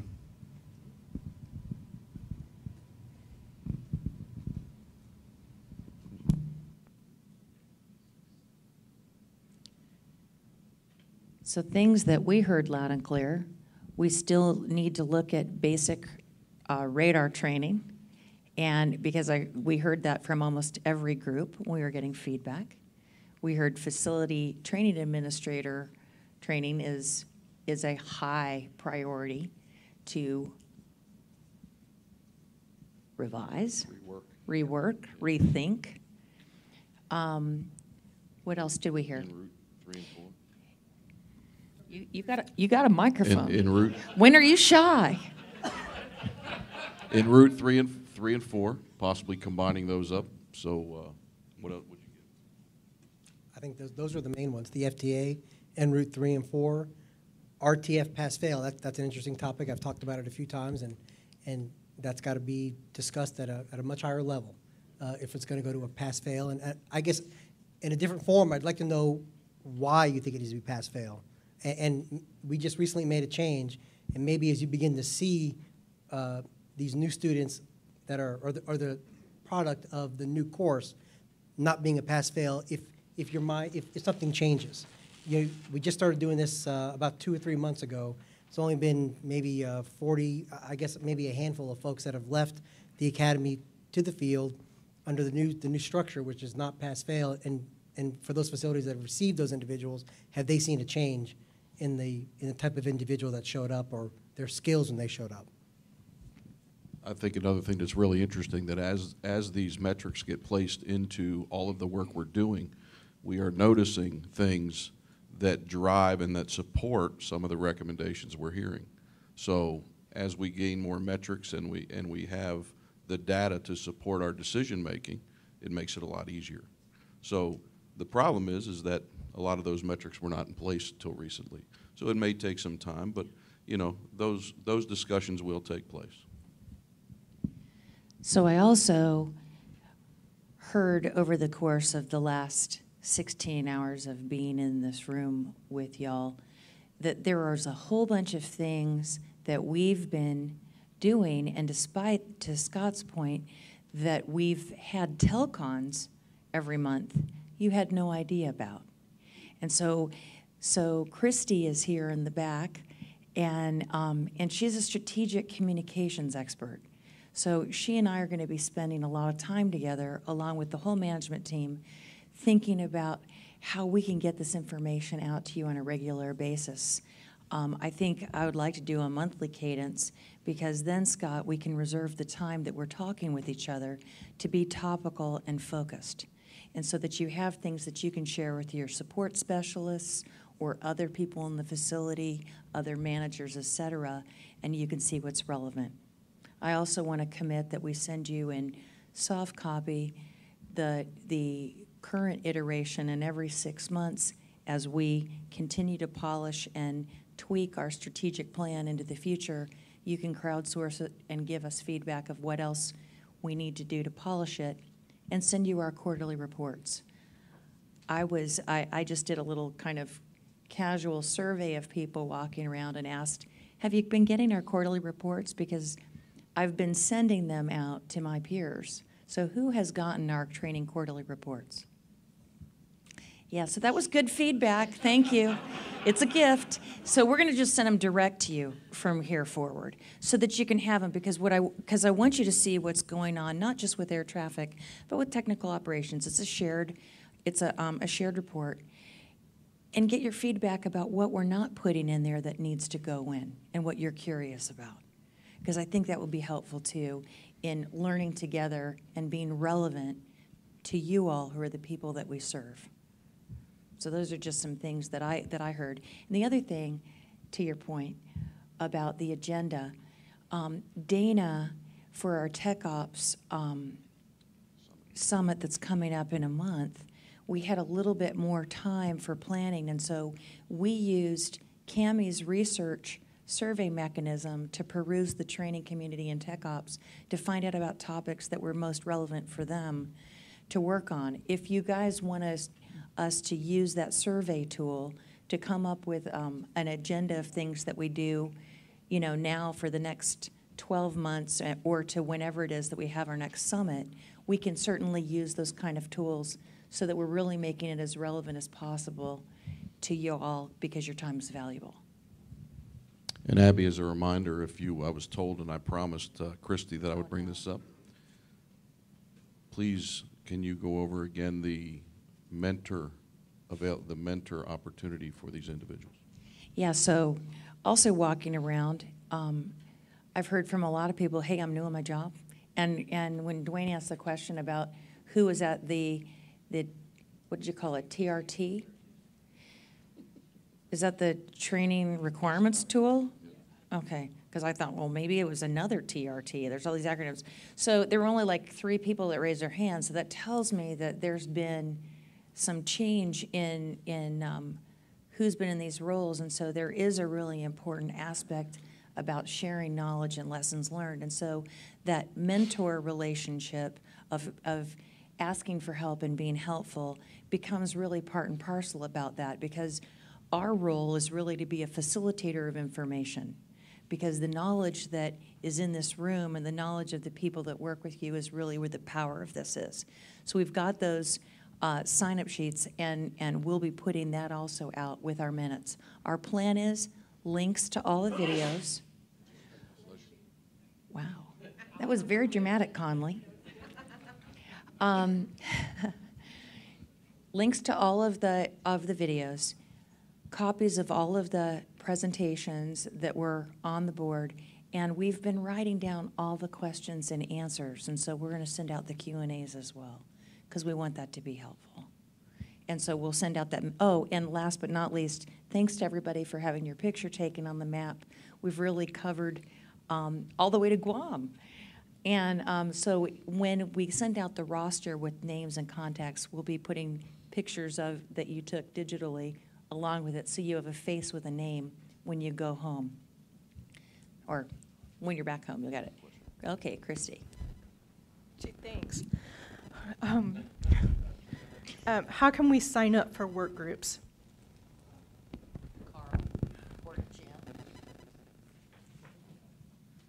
It is my intention to keep you, now there's a process I have to follow being down at headquarters and going through AJT and tech labor, and I'm going to follow that process. But in addition to that, I want to make, if you look at our quarterly report, it will tell you about the things we're working on. It will even give you a little teaser as to what's coming. I want to make that teaser information available. A little harder to get you on things that have started, but we can try. But I will say this, as we know what development projects we have coming, I want to make that information available to you. So if you have an interest in that topic, you can be part of that discussion. Like facility training administrator, for example? Like facility training administrator? So if people were interested, couldn't they just send you an email? Absolutely. Okay, thanks. Let's keep it simple. So other than facility administrator, what are some of the work groups that are upcoming? Oh, he pulls out the yellow slip. Some of the things we're currently working on is the air traffic basics modernization. That includes the 4 courses I mentioned earlier. The en route 2 to 4 rework with a stage 3 build, and that will take all of Datacom into consideration. They're working on that now. Terminal 2 through 5 rewrite is being addressed. That is in the early stages.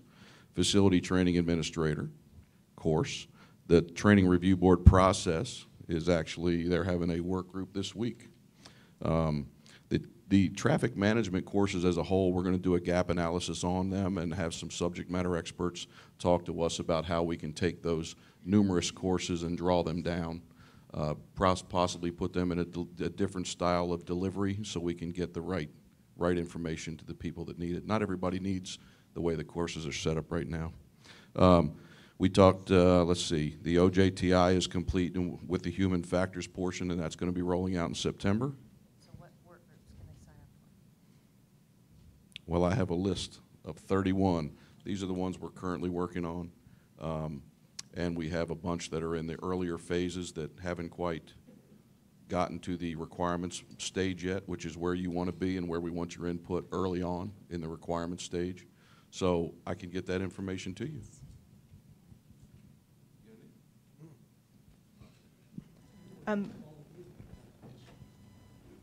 Based on our needs that we've discussed over the last 2 days and how we prioritized them, what's the first thing you're going to address when you leave here to help us?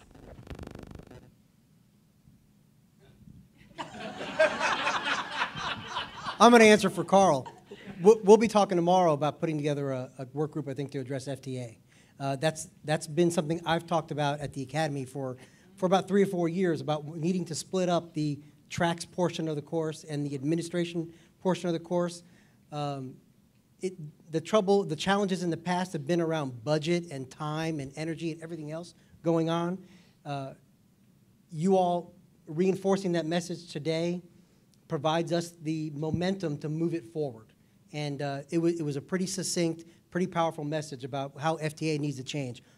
Everybody in here is involved in training, and you need that course to really give you something that's valuable to you to do your jobs. And it's obvious it's not hitting the mark. We felt like it wasn't hitting the mark for many years. Just wasn't enough momentum to make it happen. Probably because we didn't have sessions like this to gather that feedback. So again, kudos to Abby for putting this group together to provide the impetus for you all to say that message. And I think it's the first thing we're going to talk about tomorrow morning. Carl and I are going to work together tomorrow along with Wayne, and we'll sit down and talk about how do we move this project forward. There's already been some gap analysis, I think, or some studies done about FTA in the last year. I think there were some recent studies done with some of the traffic management courses. It wasn't necessarily a gap analysis, but there was some work done on the traffic management courses, and some of the challenges lately about having 3 different traffic management courses offered to TMCs, and not all of them are getting filled.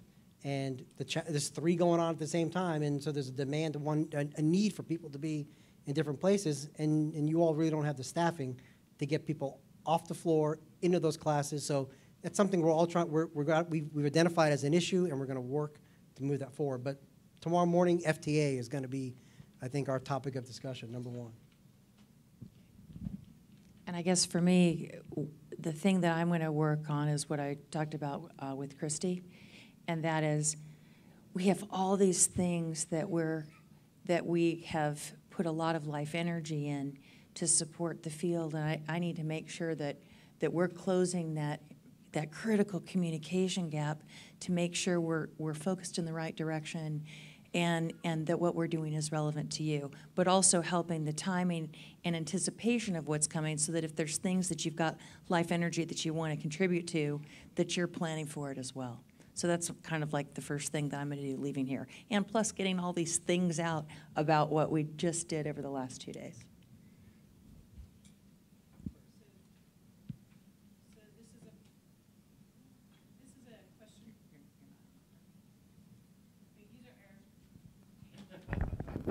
I think by the end of this, I had mastered this, but apparently not.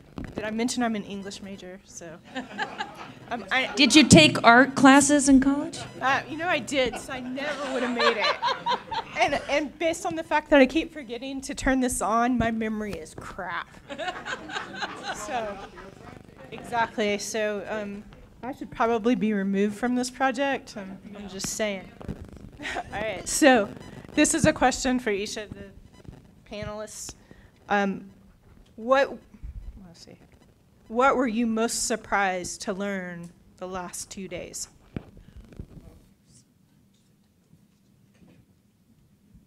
Thank you, Jim. You're so brave. I'm brave. Well, I've said it earlier, and it was RTF pass-fail.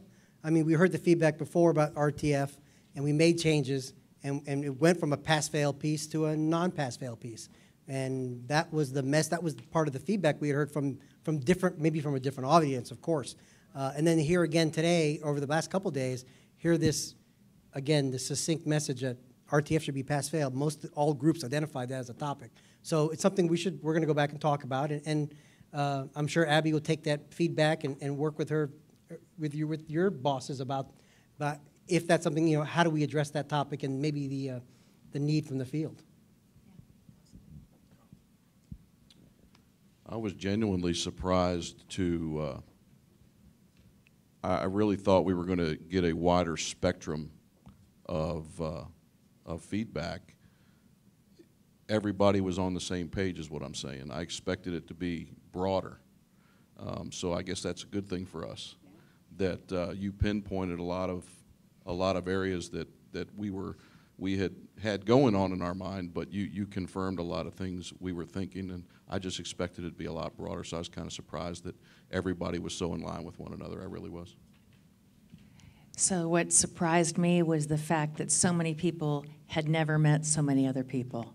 That shocked me, and it also was delightful for me, because it was confirmation of the importance of doing this and all the life energy that the whole team has put into bringing this to closure. So I'm so grateful for all of you for taking this time to be together with us. It means the world to me. Thank you so very much.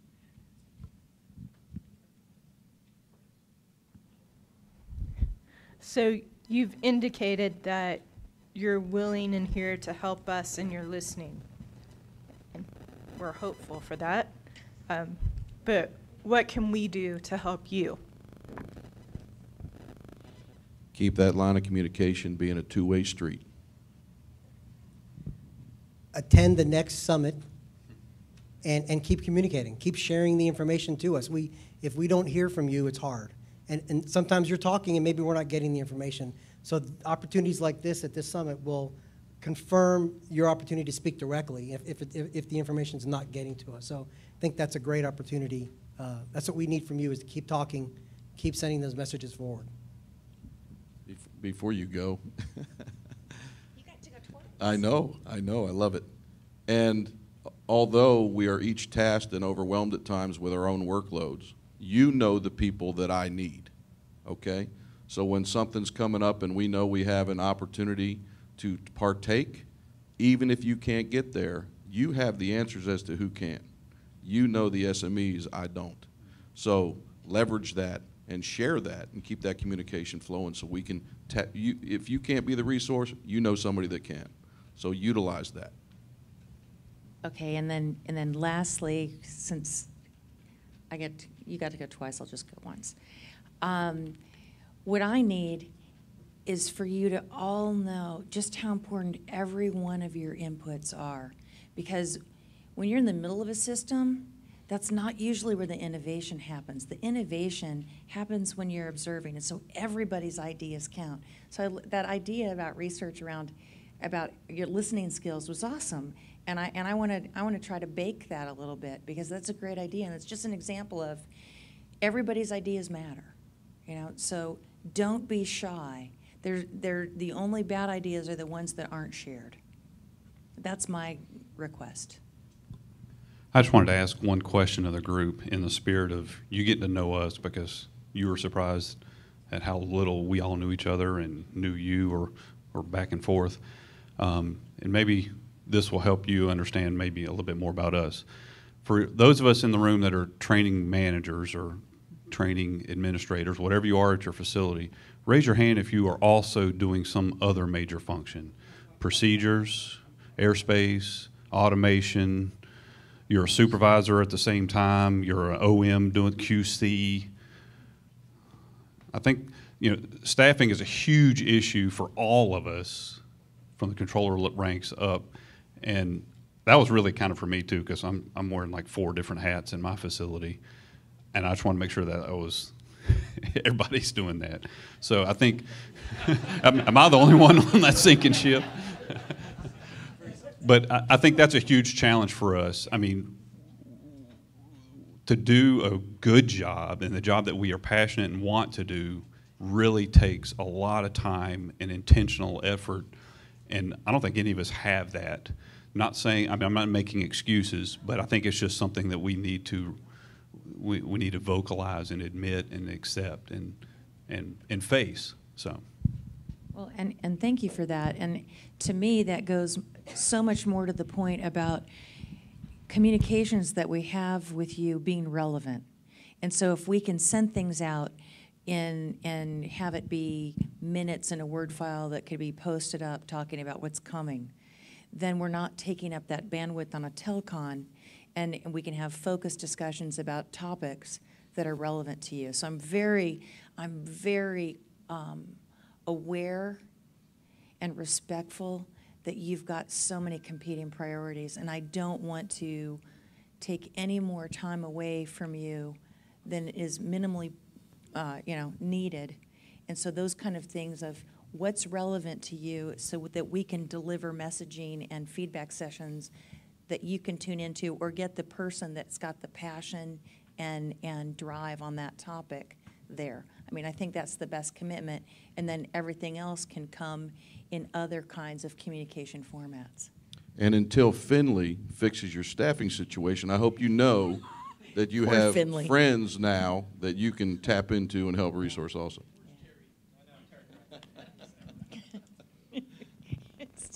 Okay, so after each session, you've been asking us to tell you what worked, what didn't, and what we miss. So based on your purview and your goals for the summit, can you answer those questions for us? Go ahead, big dog. So what worked, and the number one goal that I had coming into this was we start a conversation. And so I feel like that totally worked. What didn't work, we didn't send out read-ahead materials in time. What also didn't work, we didn't have enough breakouts. So those are things to me that didn't work. And what did? There was another piece to that. It was a 3-part question, and so I got 2 out of 3. What could we tweak? What worked good? What didn't work? What could we tweak? What did we miss? What worked? What didn't work? What did we miss? What did we miss? I missed it. I did. I think at times we missed communicating the tie-in to some of the subject matter with how it impacted you. I know what we missed. One of the things that I had thought about early on, and I think in the swirl of preparing for all this we lost, is I wanted to start out with just a listening session about where the challenges are. And it teased out over the last 16 hours, but I really wanted to have an intentional session about that. So to help us in prioritizing for fiscal year 18 of what are some business plan goals that we can put real intention around, and if we need financial resources to do that, to do so. I think it's gotten there, but that's what I missed. And that was important to me, and I believe was important to many of you. Okay, I went. Are you guys going to go? Or did that cover it? I felt like you covered it. Yeah. I have nothing to add, Abigail. Thanks. And Carl already deferred. All right. Anything else? All right. Thank you for those of you that came and traveled up to 22 hours to get here.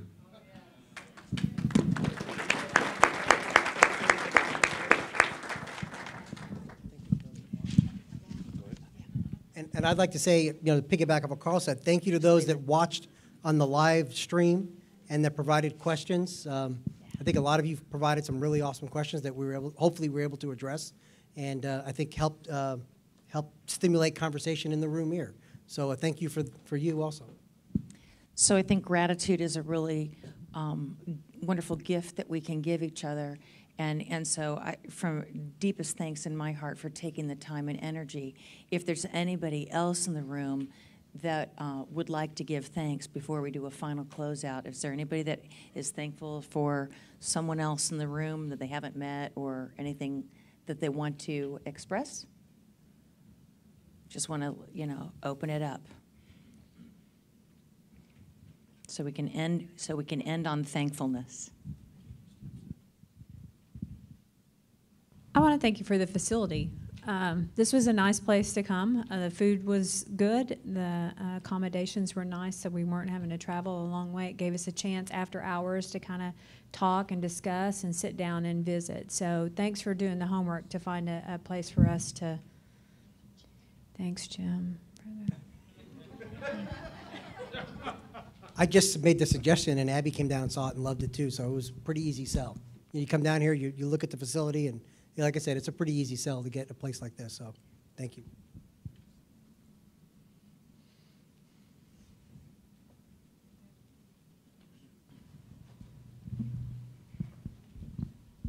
So JB from the Technical Onboarding Team, AJG, I wanted to thank the Academy for the support you guys give us in handling 400 students.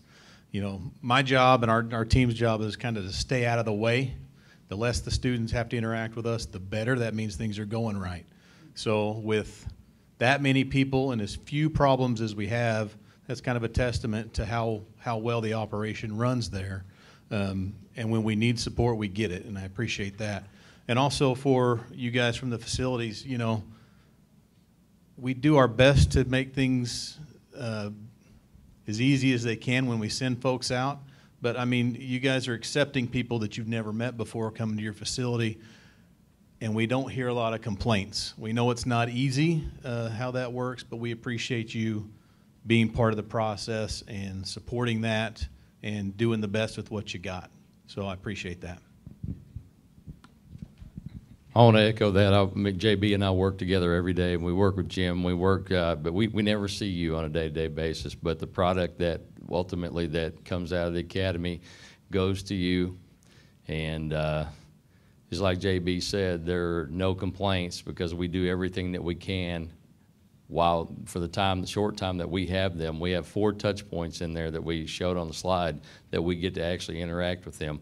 We maximize every ounce of information that we can to try to not only make sure that they are grasping the air traffic piece of this, but they're going to be good employees, because that's half the battle. So we work on attitude. We do everything we can to be positive in our feedback to the students, and stay in touch with all of you, of course, as well. So our hats off to you. You do fantastic work with what we send you out of the academy. So thank you very much. Natasha Chappelle, Kansas City District. So if any executives are watching, I want to say thank you to you guys for listening to Abigail when she came to you and was advocating for the money to support this. So without that, we wouldn't be able to do this. So thank you very much, Terry Biggio and all of your peers. And then a big thank you to your support staff. All of those people in the back of the room working, Chris Thigpen and everybody else who does all of the legwork for you guys. Once you have a great vision, it takes a great team to implement all that. So thank you guys.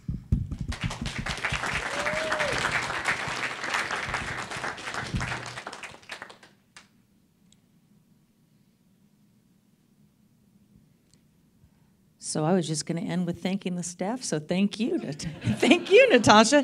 Hey, y'all. I know that some of you have shorter travel distances than others, but learning together has been a wonderful start to a beautiful friendship. And let's keep the conversation going. Let's keep the momentum going, because we've got lots of challenges out there, and there's never been a more important time for us to go back to kindergarten principles, hold hands, stick together, and just really rock. So safe travels. Thank you so much, and let's keep this party going.